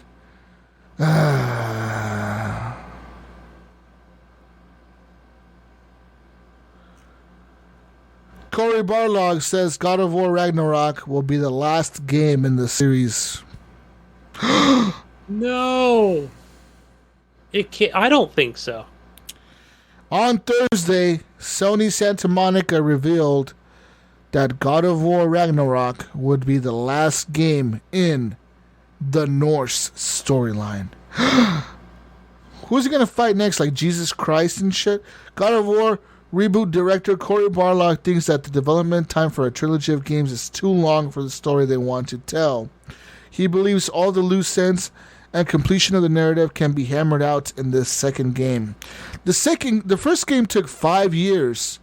I don't know how long it's going to take to finish the second game, but I'm just going to throw it out there that it's going to take close to a similar time, right, to do this. And it says here, Barlog told YT Uber Captain Cuba, then if you think, wow, a third one in that same time frame, and we're talking like a span of close to 15 years of a single story, I just feel like that's too stretched out, and I'm agreeing with him on that one. It's a long time to tell a whole story, 15 fucking years, you know what I mean? Right. Says here, Barlog mentioned that the story they wanted to tell with the reboot does not require an epic trilogy anyway. The gist of the narrative is to show Kratos as a father. They wanted to explore how the God of War would have raised his son and how that relationship has evolved him. How he changed from a god who only cared about revenge and war to one whose primary focus was his son. Barlog says that they do not need a third installment for that. Given where the team was at and where Eric was at with what we wanted to do, I was like, look, I think I can actually do this in the second story. Most of what we're trying to do from the beginning was to tell something about Kratos and Atreus. The core of the story's engine is really the relationship between these two characters. So, there's that. I don't know, Jesus. Is there... I understand that's a long span, 15 years, right? If we really look at it and say, hey, the second one comes out sometime 2022, probably holiday, right? I say October. 2023. Yeah. So, right, due to COVID, let's add an extra year to it. So, fuck, right? I mean, that seems the way everything's going. Like, I mean, there's some news we didn't even put in our notes, right? Yeah. Dying Light and Battlefield, and I mean, everybody just knows, right? Because we see it. We see the writing on the wall and how these things are playing out. But back to my point, I'm just thinking like, okay, Sony Santa Monica, but I don't know. I'm just thinking like maybe they just could be a little burnout, right? It kind of what I'm gathering from this article. Let's say, hey, we want to go on to do something else that's really cool, right? Yeah. Maybe I don't know. Is that what he's getting at to say? Maybe we want to try something different. No, he has a point, man. 15, because it takes 5 years. He's saying, look, it took us 5 years to make the first one. It's going to take us 5 years to make this one. And it's going to take us another 5 years to make a third one. But that's too long. People are going to lose interest. You know there could be people, like you said. I don't think so. As they get older, somebody that's maybe like 8 played the first one, and now they're fucking 13, 14, yeah. Playing the next one. They're going to be like 18 playing the last one. Well, they might be moving on with life at 18. They might be going off to college or chasing girls or whatever, and might not have an interest in playing it anymore. Yeah, Gunny. I think you guys are not thinking outside the box here. I'm thinking outside the box. I really don't care how long it takes them, right? Well, you don't. My life's going to continue to go on. They're going to be stuck sitting at their chairs making that game for us, right? That's what I want them to do. That's why I'm paying them that money. I'm not saying that they're hostages to their homes and offices and cubicles, but I get it, man. They're probably just thinking like, all right, look, 10 years is, this thing's going to be out there, and there have been other God of War games in the past, right? You think all leading back to PlayStation 2, right? Maybe even 1. I don't know. As a game developer, do you want to work on the same project basically for 15 years? Yeah, right. I don't know. What I'm saying. I get it. I don't know. They want to go on to something else. Ask the people that work for Blizzard on fucking World of Warcraft. Oh, right. There's a good point, right? Because I was trying to think of what other games in the series that have. But maybe there they have a little bit more freedom because it's an open world MMO. Ask the people at Rockstar when they make Grand Theft Auto 5 for the 4th fucking time. Yeah, but they only have to make it one time, and then it goes on forever. They've been remastered. I believe. Imagine, there's one guy there that's probably worked on the game 4 different fucking times, and he's sitting there thinking, God damn, what the fuck? Am I gonna work on anything else, Gunny? Am I gonna work on anything else? You're gonna keep me on this fucking project forever? Look at Bungie when they had married Microsoft back in the day. Back on the Xbox they got original. tired of Halo. They got tired of Halo. They're like, fuck this shit. And not only that, but they also, there's little bits that come out, little articles that we read every couple of years, right? Where we're like, oh, we get a little piece of what's going on, right? And if you remember during the divorce, right, that's what we can call it, right? It was kind of like, we're the fuck up out of here. We're going to go do our own thing. Yeah, they were tired of Halo, man. And they made it just like, kind of like in the same similar universe, right? But they were like, we'll just call it Destiny, and we'll do all these things with the money that we have. So, but there's always been like those things where they were just like, yeah, we wanted to call it Halo something else, right?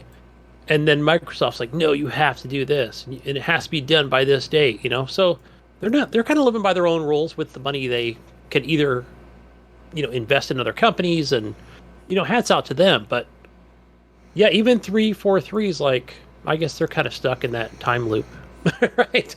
Got to get it out the door, right? Eventually. But no, but I'm just thinking like, yeah, there's other, not even in the same genre as God of War, but not even close as far as narrative and story. But yeah, interesting. I think, I don't know. It just, to me, it's like, why are he saying it so early? It just seems a bit too early for, like, this story shouldn't even be a thing for another year. Yeah. Either way, maybe they're going to announce something soon that they're going to start working on something. Doubt it. Towards the end of gonna finish this God game of being War. ready. In other news, Sony has officially launched M.2 SSD support for PS5. This update will also include support for 3D audio from TV speakers and other enhancements to improve the user experience. That's right. About time. Sony has officially released the update to all users. Fully updated PS5s will now accept compatible M.2 SSDs for expanded storage that is just as fast as Sony's proprietary drive. Installing the new SSD is relatively straightforward, as a 30-second video posted to PlayStation's YT channel this morning shows. Sony has also updated its support site with a more in-depth how-to video on how to change out a new SSD. Says here the interface has to be a PCI Express Gen 4 supported M.2 NVMe SSD with the storage minimum of 250 gigs up to a 4 terabyte, which I was looking today on Amazon and they're all sold out in 4 terabytes. Yeah. I saw it. It was everywhere. Everywhere on every site. The read speed has to be 5,500 megabytes per second or faster, and the socket type has to be a socket 3. It says here, high-speed SSD is not all the latest that the PS5 hardware provides support for. Users will now be able to customize their UI in the control center. Previously, the interface was static with a set number of options. Now users can hide control center items they never even use and rearrange them to their preferences. Other aspects of the UI have also been enhanced, including game base, game libraries, and home screen. Sony has also tweaked the PlayStation Now app to allow players to choose between 1080p and 720p resolutions with some games. It also added a connection test to troubleshoot some streaming issues. That's that PlayStation streaming thing. PlayStation update also brings 3D audio to built-in TV speakers. Previously, getting the PS5 spatial audio required a Pulse 3D headset or other compatible headsets. Users who are more inclined to play games without any headphones can now enjoy 3D audio from their TV, Mayo. That's right. It also has an optimization feature to get the best experience of your 3D audio. It says here players can measure the acoustics of their room using the microphone on their DualSense wireless controller to apply the 3D audio setting that's optimized for their room. Dun, dun, dun. Also, another news from Jesus Land, SSDs are sold out on Amazon. Yeah. Yeah. Thank you. No. Thank you, motherfucking PlayStation For... son of a bitch.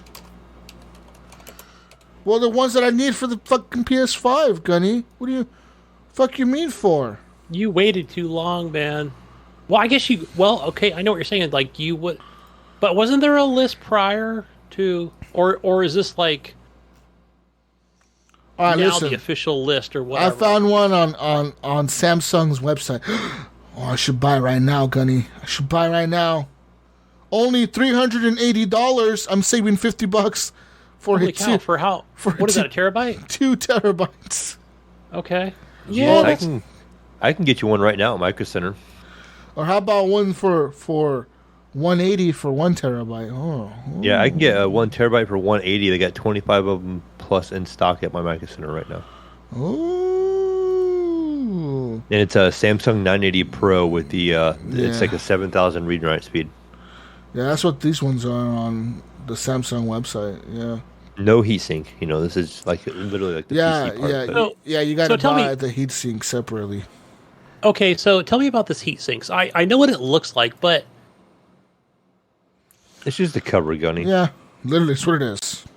It's basically a cover to protect the card. I mean, it doesn't have any moving parts. It doesn't really get hot like that, like a traditional hard drive. It's just a little casing probably to help protect it. Okay, but why do you have to, like... Why they does say the you have to have PS5 it or need it? whatever, but it's still going to run, right? Yeah. Oh. What now?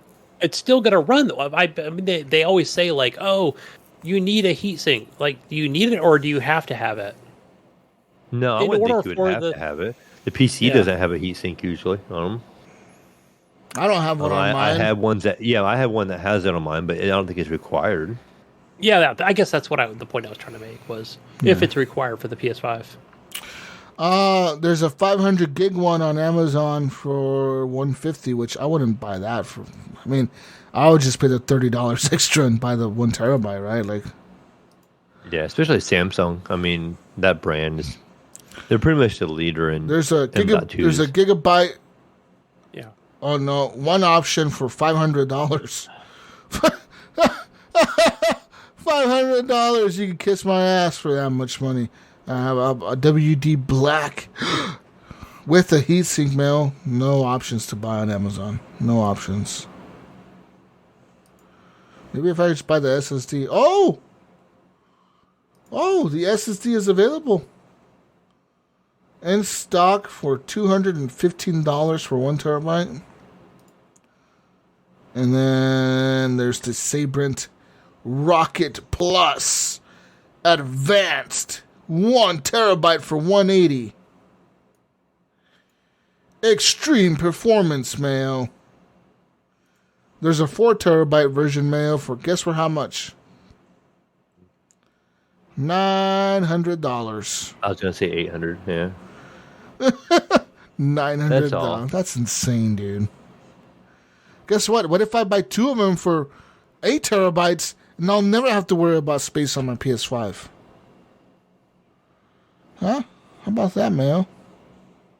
right. Yeah, fucking bullshit. More news. Nintendo news now. Your Nintendo Switch, Mayo, can now be paired with Bluetooth audio devices. That's right. Nice. I need to try this. I have my little Bluetooth Galaxy Buds. Yeah. It's also saying here that you will not be able to pair additional wireless controllers until you disconnect your Bluetooth audio device, which is really weird. Yeah, I was thinking about this the other day when somebody was complaining about it. They're like, "Oh, leave it to like Sony or Nintendo to unleash an update that has had it the whole time." But I was thinking about it. I'm like, the Switch probably uses Bluetooth to connect the controllers. Yeah. And they've always used it for that, and they probably weren't comfortable with doing it for the audio yet, and they probably figured out a better way to do it. Yeah. In my mind, that's probably what ended up happening. Also, only one Bluetooth audio device can be paired at a time, but up to 10 devices can be saved on the Switch. So you can save up to 10 devices, but only one works at a time. Also, it says here Bluetooth microphones cannot be used, and also you may experience audio latency depending on your Bluetooth device. Apple AirPods are also compatible with the Switch, so there's that. Nice. Yeah, good job, Gunny. That's a good, nice little update. Also, Can't believe that was never a thing. best-selling games for the month of August. Madden NFL 22 is number 1 on the list. Ghost of Tsushima is number 2 on the list. Call of Duty Black Ops Cold War is number 3 on the list. Humankind is number 4 on the list. Spider-Man Miles Morales is number 5 on the list. Mario Kart 8, number 6 on the list. The Legend of Zelda Skyward Sword, number 7. Minecraft, number 8. Can't believe Minecraft is still a top-selling game. I know, right? God damn. Assassin's Creed Valhalla is number 9. And MLB The Show is number 10. Apparently... What? Where's NBA 2K? Didn't that just come out? Well, or is that going to trend next month? Probably next month. That just came out like last week or 2 weeks ago. These are August numbers. Oh, okay, never mind. Those were August. Says here, on year to date, the number 1 selling video game this year has been Call of Duty Black Ops Cold War. The number 2 best selling video game has been MLB The Show. Number 3, Resident Evil Village. Number 4, Madden NFL 22. It just came out last month. They must have sold a lot of copies. That's a lot, dude. To be number 4 already, in the year. Yeah. Super Mario 3D World is number 5 for the year. Marvel's Spider-Man Miles Morales is number 6 for the year. Mario Kart 8 is number 7 for the year. That's like a fucking 6-year-old game now.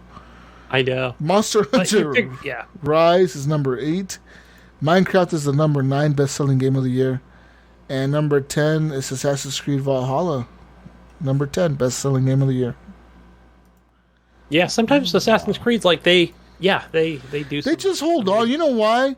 Because I know a lot of people that don't buy them at launch. They wait. And they'll wait for a sale. Or they'll wait for bucks. They'll wait for like the gold edition to drop to $60. So instead of paying like $200 for the gold edition or whatever when it comes out, they'll pay $70 for it 5 months later, and they get all the DLC, all the content that the game ever came out with for like half the price. They do a lot of smart marketing. If you remember Watch Dogs Legions, so I was able to get. For $10 more, the upgrade was the gold edition, which I don't even know what it came with. Like, honestly, I don't even know what extra... Oh, you know what it was? I want to say it was, fucking... The original Watch Dogs. What's his name? What is his name, Jesus? In the original Watch... it starts with an A. Aiden? And so, yeah, like, it was part of, like, you get to play as him in some of this DLC. So I did start to play that a while back, but... Yeah, and so, but speaking of that, Jesus, you know what I played on my Xbox 360? Assassin's Creed Rogue That's what I started to play. So I think it was a precursor to Black Flag. Okay. So there's, I think I fell asleep. Also, in other news, Call of Duty Vanguard, an auto-aim bot has already been spotted as the beta started. That's right. The beta has been going on right now. It's the open beta for Call of Duty Vanguard, Mayo. I don't know if you're interested in this or not. No. The beta has started on PC, and PC players have already noticed there is a hack in the game for the PC version. There's a aimbot, an auto aimbot hack. Leave it up to the fucking PC master racers to get a fucking hack in a goddamn beta. God damn it, Mayo. I'm tired of your shit. What the This fuck? is coming from the guy that's probably actually banned on it already. God damn it! I wanted to use this hack. What the fuck? Yeah, you already fucking put it out there for sale. Now I can't use it, Mayo, because my shit's been banned. Ugh. Maybe next week. Maybe actually in a few more days, 4 or 5 more days, Mayo, when Halo Infinite's doing another beta run or whatever. Think of Jesus over there, okay? With your hacks. Yeah, motherfucker. You got to make them better so they're not detected. So this guy, guess how many kills he got in this round? 85? 113. Yeah. You know what I mean? Hey, like... You know how many times he died? 10. 10 times. He died 10 times, got 113 kills. And... yeah. The next closest player got 39 kills. That's the next closest guy that got 39 kills. Jeez. They showed a video of the guy cheating, and literally he's like, the auto aim is just, it goes from one player to the next, to the next, to the next, to the next. It's just like automatically moves to the next player that's close. Must be nice to cheat, right, Mayo? I know, right? Fucking goddamn PC. You PC people can't leave any fun for no one. Always be cheat. Always got all the RGBs for... Look at me, I'm cheater over here with all my RGB lights. Look at all these RGB lights. They should get big RGB lights that say cheater on them. Yeah. And, Right. and Hacker. neon. Hacker and cheater and big neon lights. Right, Gunny? That's right. I'm going to put that on my son's PC. Put it On on his laptop. fucking big neon lights that say hacker and cheater on it. That's all I have for news, though. That's it. Great. Thank you for listening, folks. Now, on to the next. Continue listening. Continue listening. Don't stop now. Don't stop. We're not done yet. Gunny's still here. He's not going to bed yet. It's still somewhat early. There's a little bit of time left, folks. So listen up. Console Corner. We've got some PlayStation Plus games over here. Same ones I mentioned as last week. Predator Hunting Grounds, Lame. Hitman 2, Cool. and Overcooked. All you can eat. Cool. All you can eat. It's like a buffet over there on the PS5. So it's for the PlayStation 5 users only. You're Robotroning over there. You're chapping, Gunny. You sound like Uh-oh. Yeah, chappy. it was. All right, so let me just start up here for really quick here. PlayStation Plus, Predator Hunting Grounds for PlayStation Plus members for September, Hitman 2, and for PlayStation 5 users, Overcooked, all you can eat. Wait, is that an exclusive? Yeah, that's the third game. That's because if you're a PS5 owner, you get 3 games. What? Yep. Are we special? You guys are special. You get all the special collections Wow. from like we don't get that on the PS4. Matter of fact, I feel I haven't even appreciated. played my games yet because I don't want to get my machine bricked. I feel Hopefully- so appreciated right now by Sony. You know, should. Does you get the Xbox best, you get the best game. They do Does- treat you really well. does Xbox treat their players this good? I bet not. They do. Look, listen. For Games for Gold for the second half of September, we get a game called. Hold on, let me just check. It's all right. Let's get. Games for Gold, right? Oh my Just God. want to check here. Oh, Games for dude, Gold. does anyone even care about Games with Gold anymore? Though? You know, All I don't I think hear- so all because I hear you know about what is it is. Game It's a little Pass. different. No one cares about Games with Gold. Is like some old hobo shit. No one cares about that anymore. And besides, it's a little bit.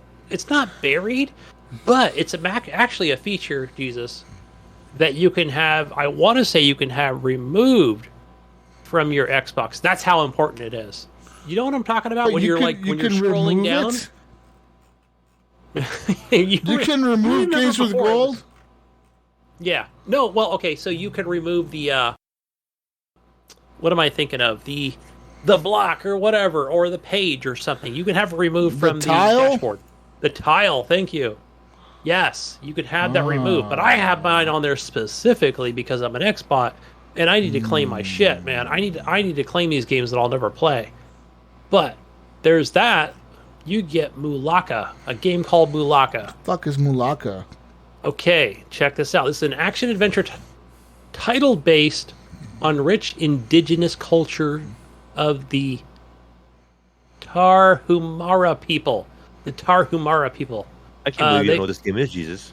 They fight back against a strange... I know all about the Tarahumara people. Wow. Yes. Wow. It's a strange foulness that is corrupting their land. Are we talking about a fart? I don't know what they mean by that, but it's a foul... But it's okay. Jesus, the PS5 will get the definitive edition. Yeah. As for a local shaman, Tsukurami draw upon power of the demigods, solving puzzles and fight hand-to-hand in environments inspired by real let me tell you, locations. Originally, the Tarahumara people were originally inhabitants of Chihuahua, Mexico. That's right. Orale. Sí. That's right. During the colonization of Spaniards, when the conquistadors came in the 16th century to Mexico, they pretty much killed them off. That's what it says. And it says here that, So, it says here that during the 16th century, the Tarahumara people welcomed the Spaniards into Mexico, right? Like, they're like, hey, yo, welcome. We're all about peace and love. Well, what did the fucking Spaniards do, Gunny? They enslaved them, and then they made mines to steal all their gold of the Tarahumara people. What a great people, the fucking Spaniards, those dickheads. Also, we kicked them out of here, though. Says here there was a violent resistance to the Spanish incursion, and there was the Tepehuan Revolt of 1616, Gunny, which killed... who did it kill? A Jesuit, Juan Fonte, who established a mission in San Pablo Baeza. So he was killed, and 7 other Jesuit missionaries were killed. And this closed the mission for over a decade. But yeah, pretty much these people were enslaved by Spaniards, and their gold was stolen. And, yeah. Damn. We know all about the Tarahumara people, right? About them. Yeah. Good thing hopefully I didn't butcher those names so much. Yeah. Tarahumara. Your second Games for Gold is a backwards compatible title called Samurai Showdown. Number 2. Look at Xbox over here, Mayo. They're just trying to be PlayStation. Yeah. Let's I like release how they all spell these. Showdown too. It's Let's not release Samurai Hobo SHO. game. Samurai Showdown. fucking Dollar Tree Samurai over here. Obviously, it's a wheel. I think the Roblox version is. It's a fighter. It's the Roblox version of Ghost of Tsushima. You got free Roblox coins. Games for Gold. It's a good comparison, Mayo. The Roblox version of Ghost of Tsushima. Wait a minute, Jesus. Things get better with Game Pass, okay? Oh, really? So, okay. Oh yeah, for this week you get I Am Fish, the game that doesn't even work. I'm still trying it. It doesn't work. Wow. And you get Skatebird. It's a bird on a goddamn skateboard, and it's awesome. And Origami too. Both of these games sound stupid as shit. First of all, I don't want to be a fish. Second of all, I don't want to be a bird, let alone a bird on a skateboard. The way you make it sound like fun. But listen, it could be fun. It could be fun if you try it. You know what? Just go play Elder Scrolls online. Get your DLAA and DLRR SAP. Get all the D's on the PC. Get that. It's on Game Pass. You got it, dudes. You're paying for it, so it's better on there. That's the game you want right there. And you know what? Maybe even buy an expansion or a season pass. I think now it's like, how is it set up now? We talked about it before, where it's almost like you're getting that first one. It's like that first hit's free, man. Yeah. Gotta get that. And it's like, hey, man, season 2's coming up. Phil will be on stage. couple months going, Man. get the Game Pass, get Season Pass number 2 right now. Oh, shit. Oh, my God. Ghost Nico will be happy to hear this, Mayo. What's that? The Legend of the Kestrel Lancer expansion is coming to MechWarrior 5 Mercenaries on September 23rd. Oh. On the PS5 as well, right? On everything. This is an expansion. The second expansion takes MechWarrior 5 to the next level with more story, Mayo, more mech, more modes, more biomes, and more, just more, it says. Just more. Just more. Just more. Just more, guys. Says here, moving away from the more sandbox-style structure seen in the Heroes of the Inner Sphere expansion, the single-player campaign for the Legend of the Kestrel Lancers will focus on the amazing stories in the BattleTech universe, Gunny. Set during the Fourth Succession War, one of the most famous conflicts in the history of BattleTech lore, players can look forward to an epic 14-mission campaign with custom story dialogue as a war of galactic proportion unfolds. While the high drama unfolds above, players will be in the thick of the action with mechs on the ground as the war rages on. Expect urban warfare to increase in scope, with cities that are significantly larger in size than any urban center previously seen in the series. We'll also introduce brand new all-out war scenarios designed to give players the feeling that the hulking battle mechs that pilot are part of a larger force at play. We're also exploring new territory for mission settings. All this comes on the top of new mega city, jungle, and tourmaline desert biomes, and over 20 additional mech variants. All MechWarrior 5 mercenary players can also look forward to a huge free content update, Mayo, also scheduled to launch September 23rd, which will add melee combat for the very first time. The ability to swing and punch your mech has continued to be one of the most requested and highly anticipated features from MechWarrior's community, and we are happy to announce that it's finally coming to the base game. In addition, this update will allow players to switch between any of the AI-controlled Lance battle mechs during any mission. While this may seem like a very small update, this feature has a significant impact over the gameplay, offering pilots the ability to take full control over previously AI-controlled battle mechs instantaneously with the press of a button. With this brand new Legend of Kestrel Lancer expansion and the massive free update, Gunny, on the way, there is a mech-sized ton of new content, story missions, and improvements to discover. The best part, MechWarrior 5 Mercenaries is available to play with Xbox Game Pass for the Xbox One, the Xbox Series consoles, and Windows 10 PC. Xbox Game Pass members can also save up to 20% off select games on the Xbox Game Pass library, plus up to 10% off related game add-ons in the Xbox store.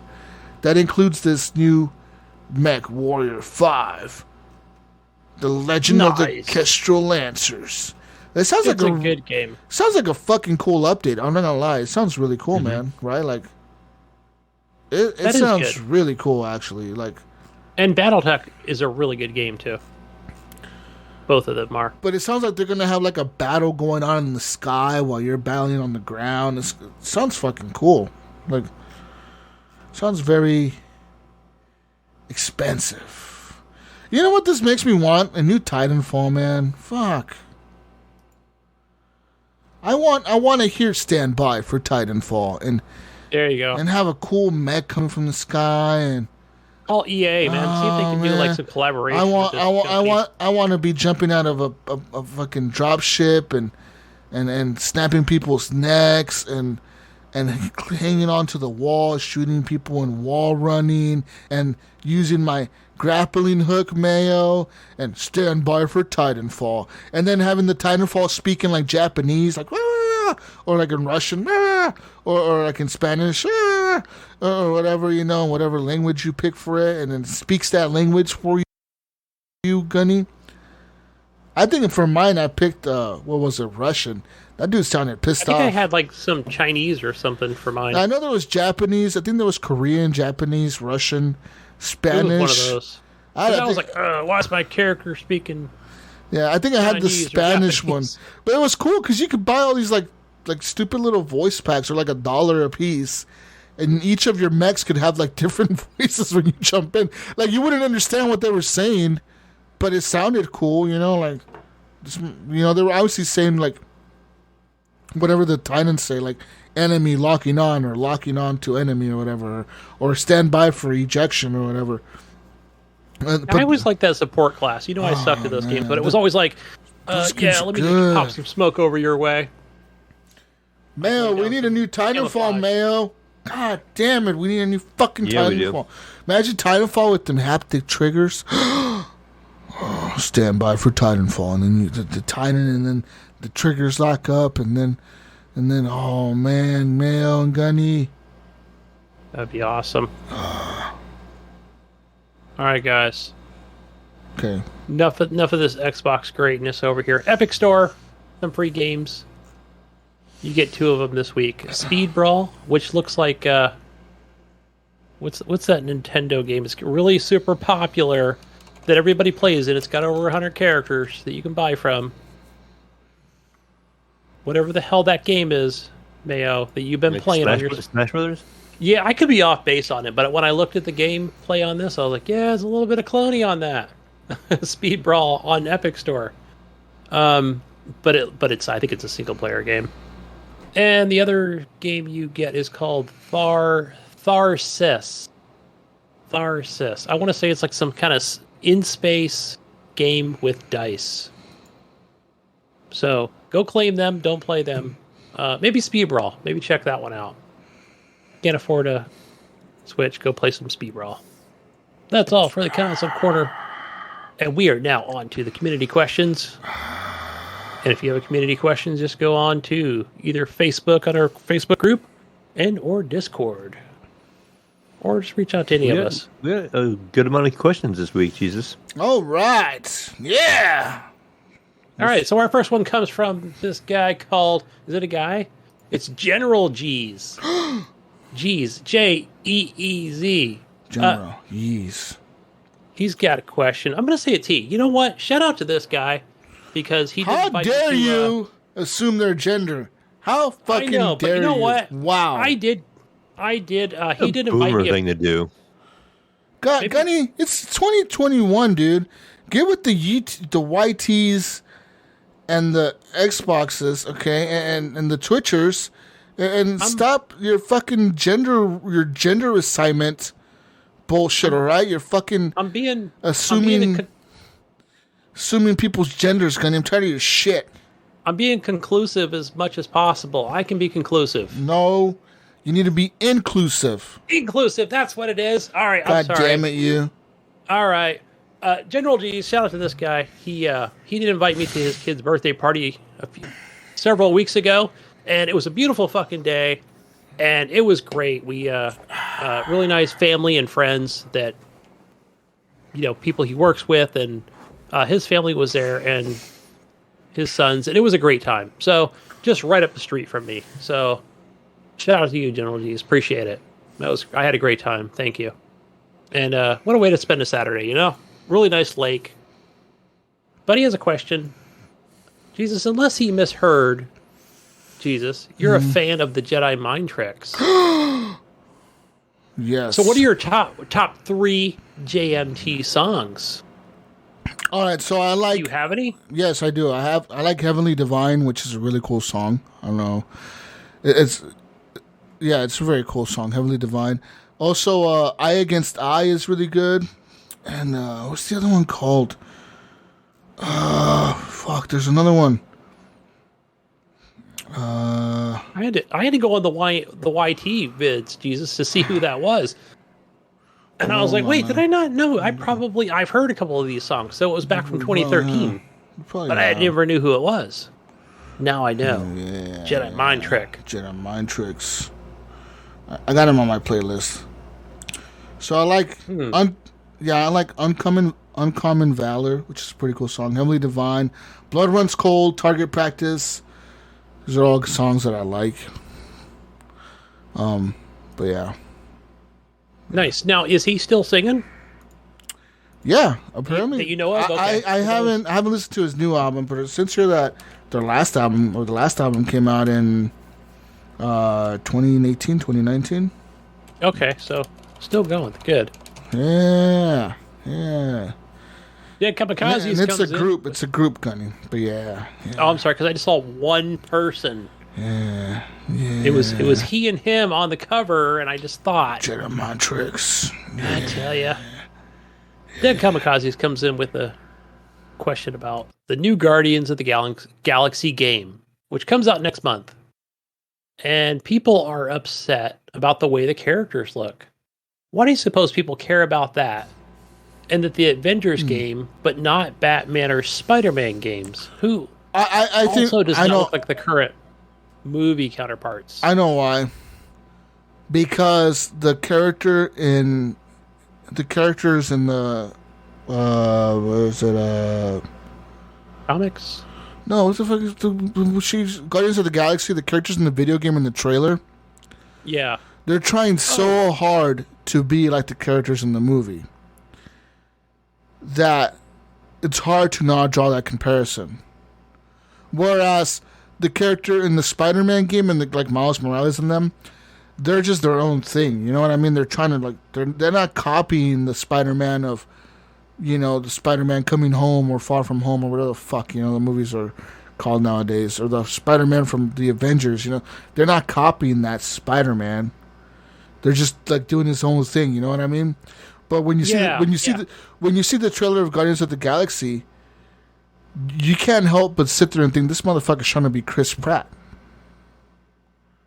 Okay, so you know what I mean? This is from the So I just want to back up a minute because it was Spider-Man 2016 that, or was it Miles Morales was when it was announced or whatever? Didn't people have a problem with the way the new Spider-Man looked or something? The character itself, like without the mask? No. I remember an article about that.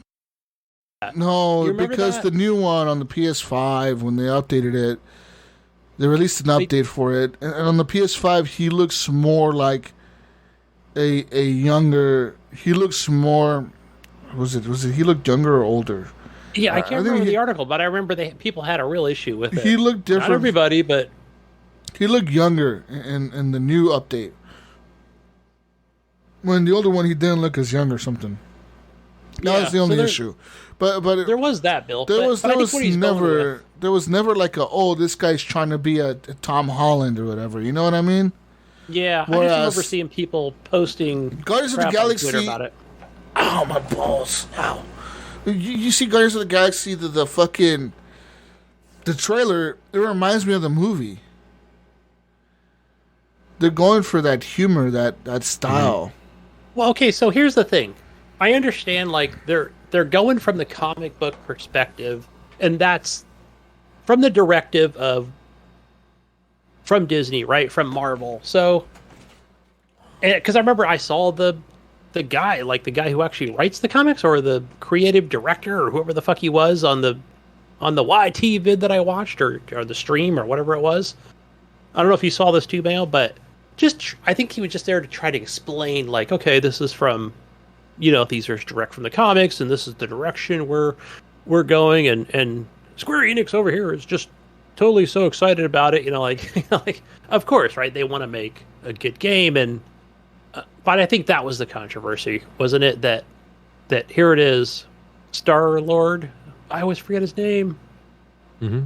Right? Is that it? So that it was not, it's not a Chris Pratt. So, right, like he's always looked like this in the comics, right? Fucking, it's not Chris Pratt. So Chris Pratt played him in the movies. But I don't know. Maybe, I don't know. It might be a tough sell, right? For people going, that's not Chris Pratt, man. That's not. He's not fully represented, because I don't recognize him. So. But okay, here we go. Like, I don't know, Batman, Spider-Man, but Batman always wears a mask, right? I mean, always. Right, and that mask is kind of like a trademark, you know. So. Yeah. Right, but I mean the other characters, right? I mean, in Guardians of the Galaxy are all in costume, right? In costume and mask, but fucking what's his name is not. So you can see their faces, you can see Gamora's face, you can see Drax's face. Yep. And so you notice it more. Yeah. So I don't know. It's like I said, for me personally, like I'll be like, no, it's fine, right? Like I understand it's from the comic side of things, and but I just have separate issues with it. So, but it's more like, well, wait, I want to play as the other characters, I don't want to always play as fucking Star-Lord, whatever his name is. I'm probably butchering it, but What is this going to be, an RPG or an action adventure, or what is this? I would think action adventure, I think just it's like action the way, adventure, yeah. just the way the last game went. Yeah. Yeah. What was the last game that I never touched? The Avengers? The Avengers game? Yeah, the Avengers game, right? I'm just trying to think, was that what it was called? Like with the... God, like I played like 6 hours of it, and then I was like, okay, I'm done. That's it. I made it to the ship, and I met Hulk, and... The only character that looks good is Groot. Yeah. Because he looks like Groot. Right. Yeah, but like the guy who's playing Star-Lord doesn't look good, dude. Well, I think it's hard too because a lot of people probably didn't really know the Guardians of the Galaxy until they saw the movie. No, I didn't. So then they kind of associate those actors with those characters. Yeah. I think. At least the masses, like, I mean, I know there's a hardcore comic book people who are going to be like, oh, they look fine or this and that. But the masses that watch the movies that are going to be buying these games are going to think different. Yeah, exactly, right. So, especially like, I'm no doubt too, there's going to be game content out there, and people are going to be like, oh, what's this? This doesn't make any sense from the movies or whatever. But comic book fans will be over there going, oh yeah, like, I saw this coming because of, fucking season 4 episode, whatever. Why does the raccoon look different? I thought he looked the same too. He looks a little different. Mm-hmm. Yeah. I'm gonna look up Rocket Raccoon, right? Yeah, I'm sure it'll be. Is this going to be on Game Pass? That's my question, right? Can we get this on Game Pass? I got an image right here, what he looks like in the movie. Okay, I'm going back to the other one. Okay, let's just compare images here. I can confirm he doesn't look the same, Gunny. So I'm thinking, looks is weirder this... and like, what the fuck? Why can't... Is he like copyrighted by Disney or something? They can't use him? Like, I mean, he's a fucking raccoon. They can copy that motherfucker. Just put him in the game. Right, like, that's what I... who knows how these deals turn out when they contact Disney/Avengers, right? They're like, all right, so obviously this is a licensing issue, and here's the way we split profits, and blah, blah, blah. And this is probably this is the vision of what a game we want to make. I just wonder, like, who made that decision, That they're like, look, can't use the movie version because of... Whatever. I don't know, like maybe a different company outside of Disney. I don't fucking know. Who knows? Just deal with it, people. Just play the damn game. Buy it. Hopefully it's going to be good. You know what? When does it come out? I'll buy it just because I'm podcast. Do it for the podcast. When does it come out, Gunny? Let me October 26th. You know what? I'm buying it next month. Less than 30 days. Yeah. I'm buying it, Mayo. Okay. I should go back and play the Avengers because there was a good update to it. I think it was free. This game will be on sale by Black Friday a month later. Yeah. Right. Yeah. It'll be half off. Also, Bill says it is nice, Jesus, having to fight scalpers for SSDs now. Well... Which you found out today, didn't you? I'm going to have to fight. Yeah. You know what? I'm going to pull out the SSD from my PC, Mail. Yeah, I told you I can get you one here while it's running. while it's running. Right. I'm gonna pull out because it's behind my graphics card. So I'm gonna pull out the graphics card first while it's running. Right. And then Gotta do that first. Then I'm gonna pull out the SSD. I think that'll work just fine. It'd be fun. And then I'll call you freaking out, wondering why nothing's working anymore. What happened, man? Help me. What did you do, Jesus? Well, I was trying to get the SSD for my PS5, and I couldn't find one, so I decided to pull the one out of my computer, and I just ripped out the GPU while it was running. Don't lose that little screw that comes with it. I think it's tiny. Oh, man. Anyways. All right, let's shift some gears here. Let's go over to Sean Bowler. Sean. He wants us to do a self-rating on our looks. Oof. Right? A scale of 4 to 5 out of 10. I'm definitely going with a 4. I'm going to 7. Ooh. Mayo? Maybe an 8. I don't know, maybe a 9. Ooh. Can't be, Jesus. You're definitely like a solid 5. How about that? We're just gonna rate each other. God damn. Mayo. Okay. You are like a 5+. Mayo's looking good over here. Give him a 7. No. No, you can't say that. Okay, well, sorry. 4 out of 5. Okay, 5 then. Okay. 4 out of 5 out of 10. But you can't say anything past that. Okay. Why? I mean, I was gonna go like if it was like a full gamut, I would say Mayo's a 3, but Oh, fuck. What a dick. Oh, wow. sorry. What a dickhead. But we're not doing that. We're not doing that. We're saying 4 or 5 here. So it's like low or high. Okay, if it's 4 to 5 out of 10, I'm giving myself a 4. Damn, now like lowered expectations over here. What happened? Well, I don't know. Now you just made me doubt myself. Now I just doubted myself over here. You're doing so good over here right? with self-motivation and self-esteem and boom. Great, thank you, Gunny. Just making me feel like shit over here. Cool. All right, Jesus, would you rather fall in love with a horse or be kicked by one? Now, when you say fall in love with a horse, are we talking about... Are we fucking the horse here? I mean, This is going. be so blunt. This is going on here, Gunny. Listen, female horse, I'm falling in love with it. Male horse, I might just take a kick. Man, At least I don't it'll know. be one and done, right? You're going to get kicked and you'll be done with it. If you're Where? falling in love Okay, with it, but where? You'll be infatuated with this thing. Where are you going to get kicked by the horse? In the face? Ooh, that's a good question. In the balls? If it's in the balls, no way, dude. Oh, ouch. That thing would like rupture your nutsack and you'd like be bleeding everywhere. Like, oh my god, it would be even worse than what we saw last week, Mayo. Even worse. Yes. This would be terrible. Right. So, yeah, like especially the pictures I was sending you of me bleeding out from my So, moving on. God, I don't know, guys. I'm just thinking if I Listen, would you rather get kicked? Well, okay, where are we getting kicked? Okay, let's determine the spot where you're gonna get kicked. All right, so it probably can't be in the head because Square in that the would chest. just put you out. I should say square Okay, in the the chest. chest. Square in the chest. Square in the chest.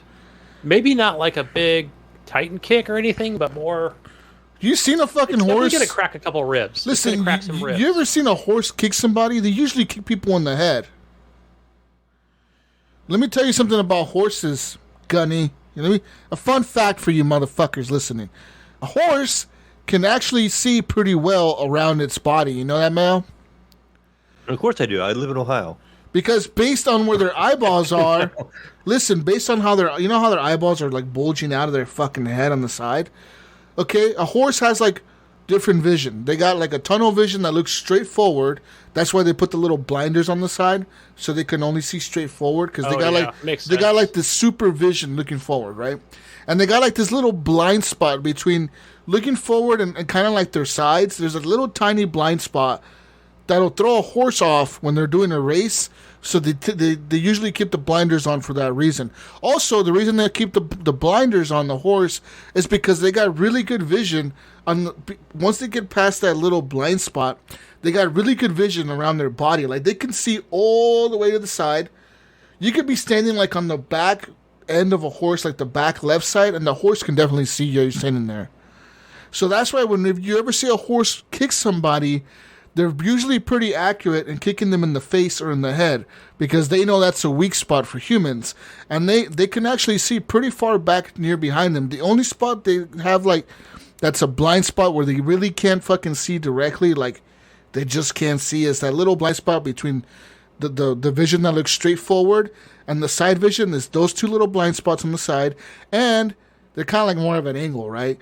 And like directly behind their ass. They cannot see directly behind their ass, but they can see pretty far back. So that's why when a horse kicks, they rarely kick directly backwards. They usually kick like when you see them kick, they'll kind of do like this little like sidestep kick, you know, like you see them kind of twist their back, you know what I mean? When they kick somebody, they usually turn their back because they're adjusting their kick to where they could see. And they're pretty accurate with that fucking vision, Gunny. And that's why they kick people in the fucking head. If I'm going to kick by a fucking horse in the chest, I'll do that before falling in love with the horse. But if it's in the face, I'm thinking, dude, if it's in the face, man. For some reason, yeah, I'm thinking, so when balls. I'm having, oh, man.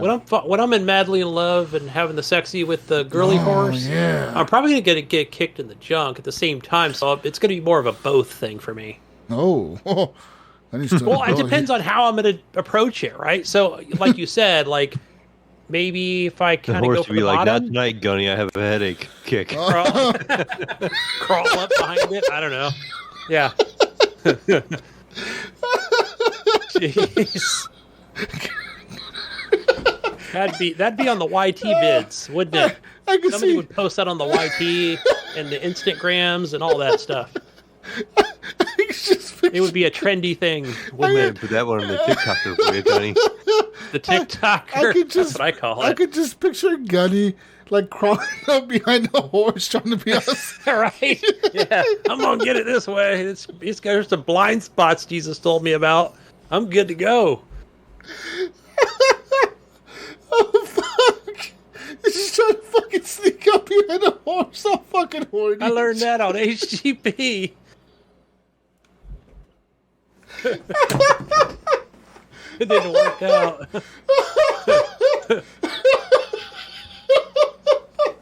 I'm fucking dead. Oh my god. Oh boy, yeah. I blame you for this, Iams. I tell ya. Fuck, can you imagine Mayo, can you imagine Gunny trying to sneak up on a fucking horse in the middle of the night? Right. It doesn't have good vision at night either, so I even got a better chance. Oh, shit. Oh my god. Oh my god. Fucking Gunny, dude. And then he'll be getting pictures. Look what this horse did to me. Oh my god. Yeah, like I sent pictures last week. Oh my god, that's hilarious. My injuries. Shit. Oh my god. I just got that Little vision. inside joke there, Iams. I'll have to send you some pictures later. Oh, do not send him those pictures. God, Does he get scared blood? Don't send those pictures, man. Those are some gnarly pictures. Oh fuck. Anyways, that was pretty funny. Shit. But speaking of those pictures, Sean wants to know if we killed him, like how would we dispose of the body? Well, I figured like after, in a lake. There we go. In a lake. In a lake, I just tie him to some bricks or whatever. No, you don't want to put him in a lake. Bodies float too much, you know, to the top. Oh yeah. I'm just gonna take him out into a field and feed him to the animals. You know what? I'd feed him to some pigs. Pigs eat anything. Yeah. Literally, they will eat a human. So yes, they will eat anything. Pigs will eat anything, Gunny. You can feed a pig. You know that? Yeah. They don't care, huh? You as long as it's food. Literally, you can kill a pig and feed the pig that pig, and the pig will eat that fucking pig. That's crazy. That's how crazy those motherfuckers are. So yes, they will eat human. I believe there was a story about a farmer who, like, he went out to feed his pigs or some shit, and, like, he had a heart attack or something in the fucking pig pen or whatever, and he died right there, dude. And guess what happened? Like, when I don't know who went to go look for him, like the cops or somebody like did like a wellness check on him or something, you know. They found him like half eaten by the pigs. Ugh. In the pig pen. The pigs were just eating him because he was dead. They needed food. Yeah. And they were hungry. Yikes, yeah, that's they were hungry. Yeah, so pigs eat. I'll feed him to some pigs. Once he's down to like the bone, like cut it. How do you get rid of the bones? You kind of, I would say you take the bones and you kind of crush them up and you kind of like disperse them in different areas so no one can find them in one spot. Find a wood chipper somewhere. Yeah, you like kind of just like disperse a little bit of bones over here, a little bit of bones over here, a little bit of bones over here. Not all in one spot. Definitely not all in one spot. And then the teeth. I mean, those you just kind of like the same way. Like you kind of dispose like one here, one there, one over there. So no one can ever find all the teeth. Like they might know there's some human teeth, but who knows? Maybe somebody just lost a tooth here or whatever. Like you can't prove that's a dead body's teeth or tooth. Yeah, I guess I wonder how many teeth it would take to. I think I've watched enough crime TV to know that you probably need at least some of those molars for bites to identify. You need several, right? At least something to like identify. A dental record or something? Yeah, depending on when's your last X-ray and all that stuff. Because I'm assuming if they just had one, they couldn't identify it based on one, right? Yeah, it would probably have to be like. Hard. It would be hard, yeah. Yeah, especially if it's like. If it's Billy Bob and he's over there in Ohio and he's a big tobacco chewer or whatever, and he's missing the 3 fronts, but then that would be like you'd only roll out half the town, right, Mayo? Yeah, right, yeah, because that would be that'd be almost everybody, including Becky. I've thought about this, Iams. I've thought about this one. We got ways when he's going to come visit you. Brian Tell Jr., what's up? He wants to know, what's the farthest you have traveled for a day trip? You've never taken a day trip. One way from me, probably about 300 miles. God what? Damn. Where'd you go? Michigan area. Upper Michigan. God damn. You went to snow runner country, did you? Wowza. I don't know, man. In terms of, I don't know. I don't know, to be honest. There's been a few times where I traveled pretty far. I guess I don't know how long it is in terms of miles. Yeah, I can't think of I can think of things at work. Like how many hours, Jesus? How many hours? Let's say average 60 miles per hour. Making the math easy. All right, hold on, let me do the math. Let me see here. Okay. Yeah, I'm trying. Like I can't. 4 hours, 5 hours. Personally. I know that. So I've traveled further than that, though. I think. So when I was younger, I was probably. This is early 20s, obviously over 21, and. I remember my sister and her then boyfriend or whatever, they were like, oh, we're going to go to Reno for the day or whatever, or spend the night up there, blah, blah, blah. And I was like, I had a couple of my friends. I'm like, hey, we should go up on Saturday or whatever. And so yeah, I think we left it was like a Friday night or whatever. And then we got up there, and walked around and, actually found my sister and her then boyfriend, whatever.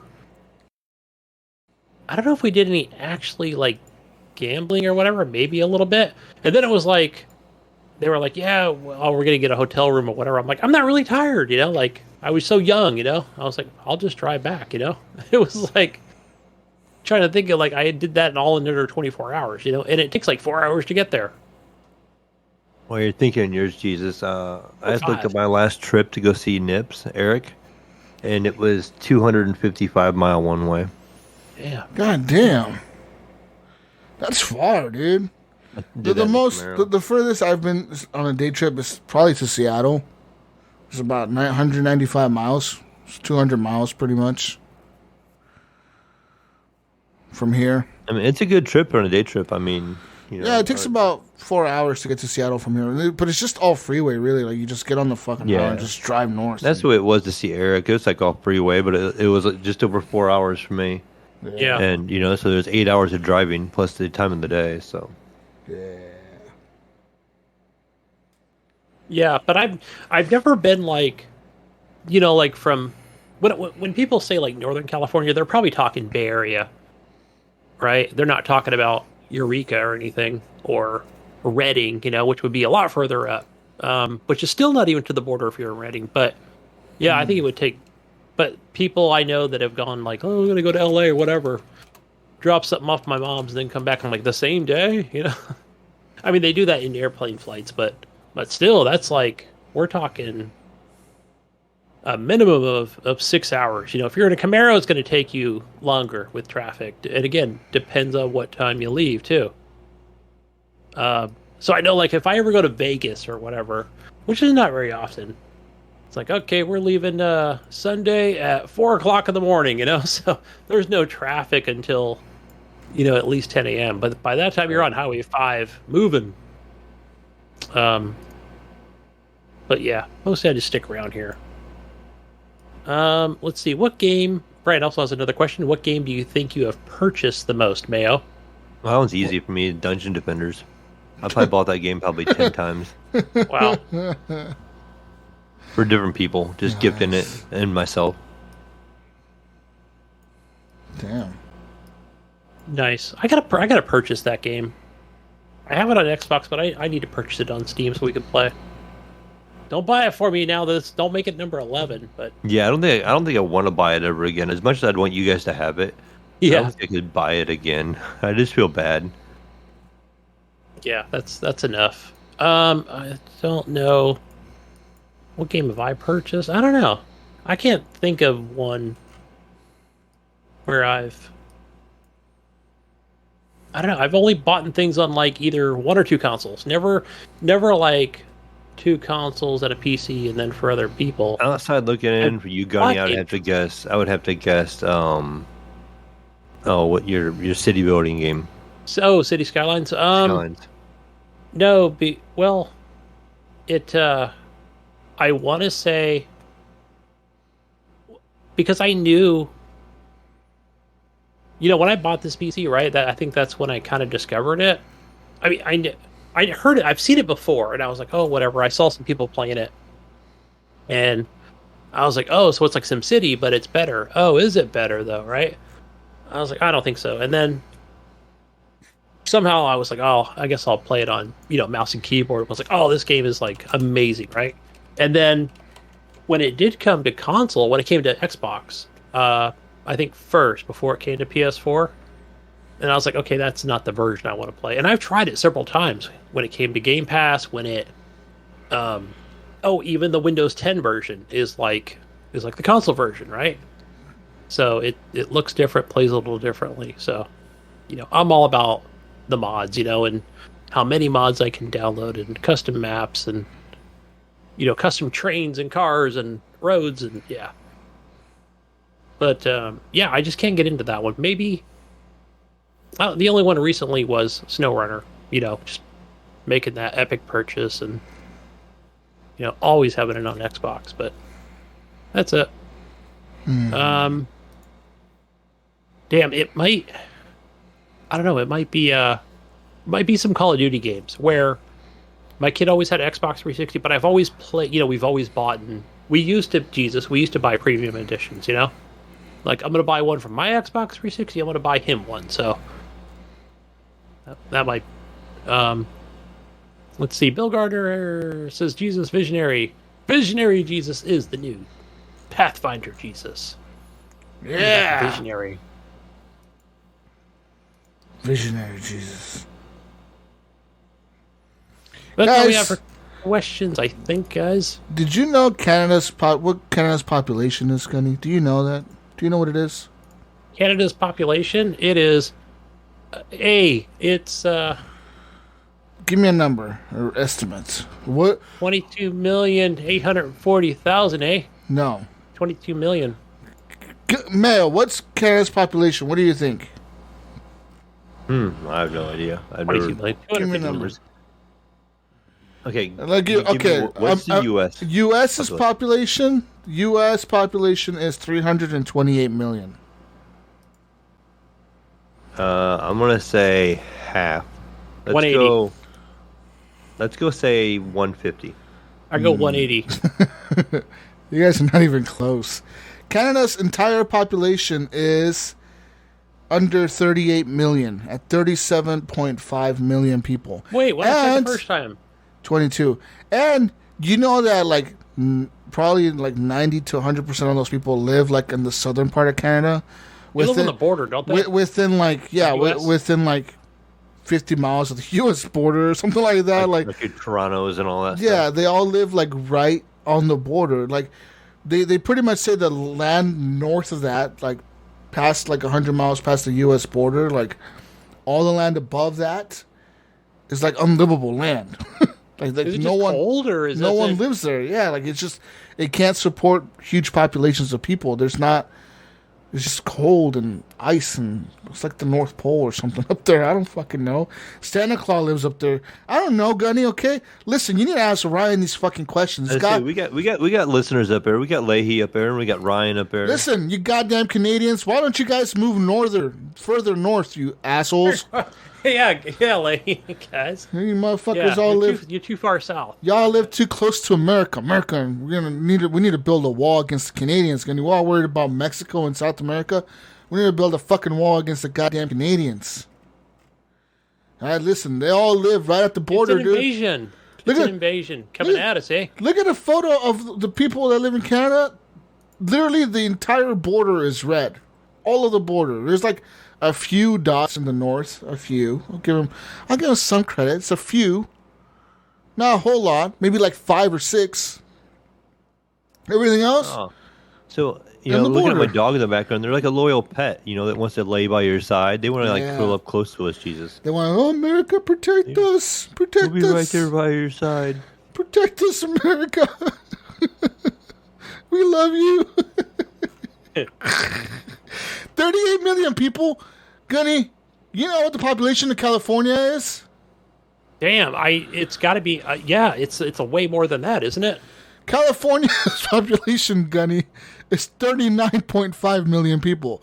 Just California alone. California alone is bigger than the entire country of Canada in terms of people. And half of this is we're already fire smoked out of here. So we need to go take over some of that northern part. Yeah, we need to go in California. I feel like we need to invade Canada and just take half their land and push them forward. Like push them up. We take half their land and make them go further up, and then now they can use up the rest of their country. Right, Gunny and Mayo? Yeah, that's right. And sounds make like it a full country. This sounds like a waste of space by the Canadians. It sounds like they're being greedy with all that space, and they should really use up that space. Right, Gunny? I would think so. I mean, look, America... You can't. Listen, maybe they're saving it for reserves. Listen, America, we got all this space, but guess what? We're using it. All right, we're using it all. We use ask Brink. There's people in Wyoming. All right, we used up the space. Right, Mayo? We got people in Ohio. We got people in New York. People in Florida. People in Texas. People in Montana. People in Seattle and Washington, Oregon, California. People in Hawaii. We even got people in Michigan. Even Michigan, even in fucking Alaska, we got people. Okay, we're using up all this space that we're given. I feel like we probably need more space to lower our income. Why is it that we're good enough to go use Alaska, and they're not good enough to go use the upper part of their own country? Upper part That's a good point. Literally, right? Good point, Mayo. Alaska is more north than the northern part of their fucking country, and they're not even using it. They're not even using it. Just a fucking waste of space. Goddamn fucking Canadians. It's time. Use your space more often. We need to invade Canada and push them up, Gunny. Make them go further up. We're gonna draw up a new border map. Exactly. We should put the border. Okay, listen. We should put the border that lines up with like the southern part of Alaska. They could keep that northern part. Oh my gosh, they'd be up there in the 30 below area. Fucking Hey, tundra. the first week, that wouldn't work. Fucking be Frostpunk out there, fucking building fucking Yeah, there you go. That game.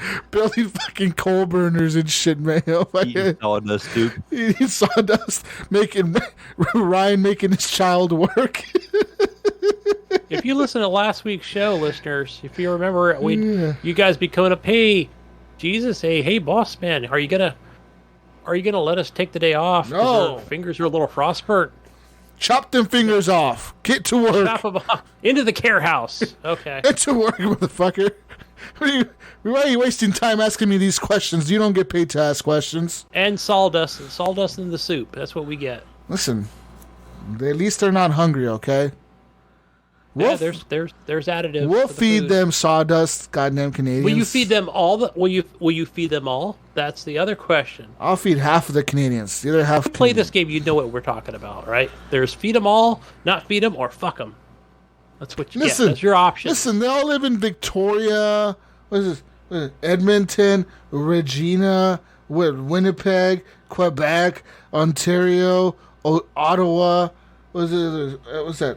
What's the place called? Halifax, Charlottetown. Fucking Canadians. How about you move up, huh? How about you go up northern than that, motherfucker? You. God damn it. Yeah, this is bullshit, Gunny. I'm just saying their country's fucking big, and they got like the size of California. They just need the size of California. We can invade the rest. Let's take over the rest of the land. Let's do it. I agree, I General. say we do this. I mean, how big is their military really? Like, really, how big could their military really be? I mean, let's be honest here. Right, Mayo? We'll send It's probably pretty small. We'll send a couple rednecks from Montana with guns, and they'll probably take over half the country. Yeah, right? There's a couple people with fucking guns from Montana, and a few people from Michigan, and a couple from New York, and they'll just take over the whole country. That's it. Now all of a sudden I just picture like a Red Dead fight. Red horses and Mounties fighting guys from Montana.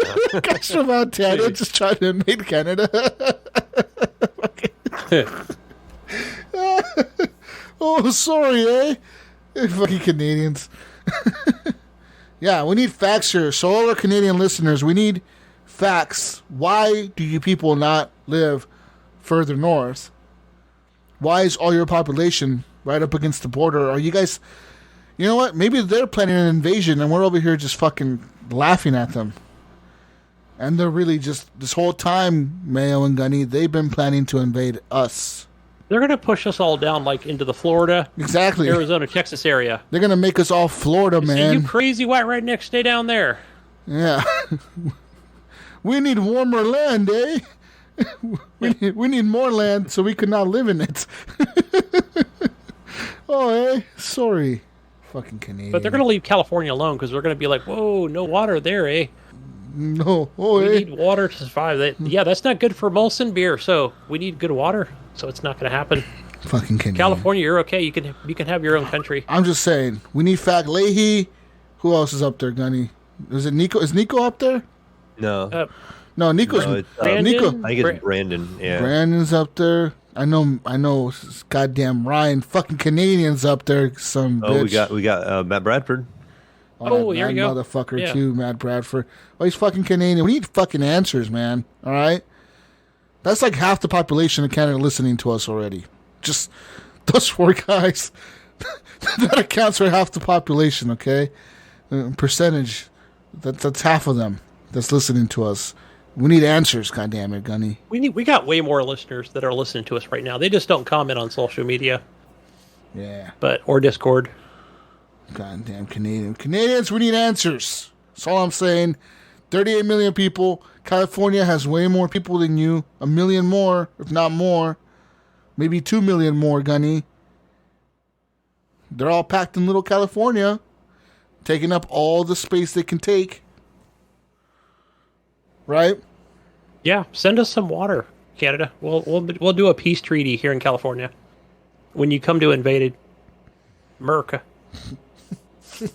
We can help you out with that. Even the UK is bigger than Canada, and they're smaller in size too. The UK. There's a good little 66 documentary out million. there, Jesus, that you can watch. That I vaguely remember, but they were talking about that land up there. It's just hard to grow any kind of food. Why is it just snow up there? What is up there? Is it frostpunk Too land much up there? snow, I think. It's too rocky and Listen, hilly and cold. It's not our fault they decided to make a country up there. It's their fault. Why they chose that land? That is true. They could have picked a better land. They fucked up. Picked the wrong place. They're like, fuck. We should have went south, not north. God damn it. Yeah, right. And now we're up here like Russians over here, like Oh, man. all living in igloos and big furry hats. Yeah. I bet Russia is pretty sparsely populated too, right? It has to be. Yeah, it has to be. They got a lot more people than Canada too, though. They got 144 million people in Russia. Wow. Yeah, but they probably all live on the west side, right? Over by... Probably by Moscow and shit. And like Yeah. probably south, like near China and near like Korea and shit, I would assume, right? Because if you look at that southern section, I'm not looking at the map now, but some of it's like Middle East area. I don't know, like Yeah. Persia. I'm not even sure, but I would think it has to be warm down there, Yeah, warmer so than they can be out doing the things fucking north. throughout the day. Well, how about China? Those motherfuckers in China, they're taking up all the land. Everybody all the just land. lives on the west side. China uses side, all sorry, the east. land. See, they're smart Yeah. peoples. They use all their land all the time. 1 billion people living in the country. Right? That's a lot, folks. Canada should donate their northern part to China. We love our Canadians on this show, don't we? You're over here giving Canada or China ideas. That's not cool. China. I bet you if China had that land, China would build houses on their Mayo. That's how for sure. efficient. That's how efficient their people are. But Canadians are too scared to move up there. Oh, it's not livable, eh? Oh, sorry. Hell, man, China would be over there building dams up China, there. yeah, China be over there building fucking mega cities and shit. Fucking building some fucking special heaters shit to melt all the snow and shit. They don't give no fucks. They put up all kinds of factories. You'd Yeah, be they good to would. go. What are Fox- those things called? Are they called dikes or whatever? Like the Fucking data centers all up in the fucking levees snow. and There'd be all kinds of shit up there, dude. Think about all the miners that could be up there just mining away and all the fucking snow because they don't need any cooling, Mayo. They got all the cooling they need. Open the windows. Got all the cooling you need. Yeah. Anyways, enough of the Canadians. I'm tired of talking about them. I would say I love you, Canada, but I don't know if I do. You know what I mean, Ryan. You motherfucker, you. Anyways, we're done here, Gunny. I think we're done. All right, go find me. Go find me on Xbox and Steam and Epic and all those fine places as gamertag Gunny Chief, one word. Mayo, that was a bad guess on how many people live in Canada. It was, wasn't it? I'd But- put it maybe half. I mean, But I mean, not enough but for I me. know why you guessed that, though, Mayo. I could see why you guessed that because their fucking country's so big, right? Mhm. You think that place is huge. You realize 90% of their fucking country isn't being used by no one. You saw the moose and shit live up there. Is that a plural? Caribou. Is that how you say that? Is that a plural version of moose? Is it just moose? It's not Moose, I'm moose. assuming. It's not mooses, isn't it? Meese? It's not meese. Moose. Mooses? Moose. Moose sounds like the most viable option here. Anyways, goddamn Canadians. Lucy. Find me All on right, find me. everything. JesusWalksAlot and everything. Find the Mayo Yeah. where? you're gonna find me pretty much anywhere as Mayo, Steam, Discord, Twitter, Facebook, I guess. Steam. Yep, good old Steam. Steam. All right. Well, peace out, Brussels sprouts, and let us know where you live in your country. Yeah, let us know. Yeah, and and how it's better. Much better. If you're an American, let us know why America is better than Canada. I mean, it has to be like at least probably 50 reasons. Right? Yeah, just pick one. Just pick one. Yeah. Yeah. Anyways, we love you. Peace out, Brussels sprouts. We'll catch you on the next week's edition of the Horrible Gamers Podcast. What is the next week, guys? Any big games next week? Big games? More Deathloop for me. Same here. Is Far Cry out yet? Is it out this month? Next month? It's October, right? It's coming up. Yeah, you're right. It's October. Anyways, peace out, everyone. We'll catch you next week. We're out of here. Bye, Gunny. Bye, Mayo. Bye. Bye, guys.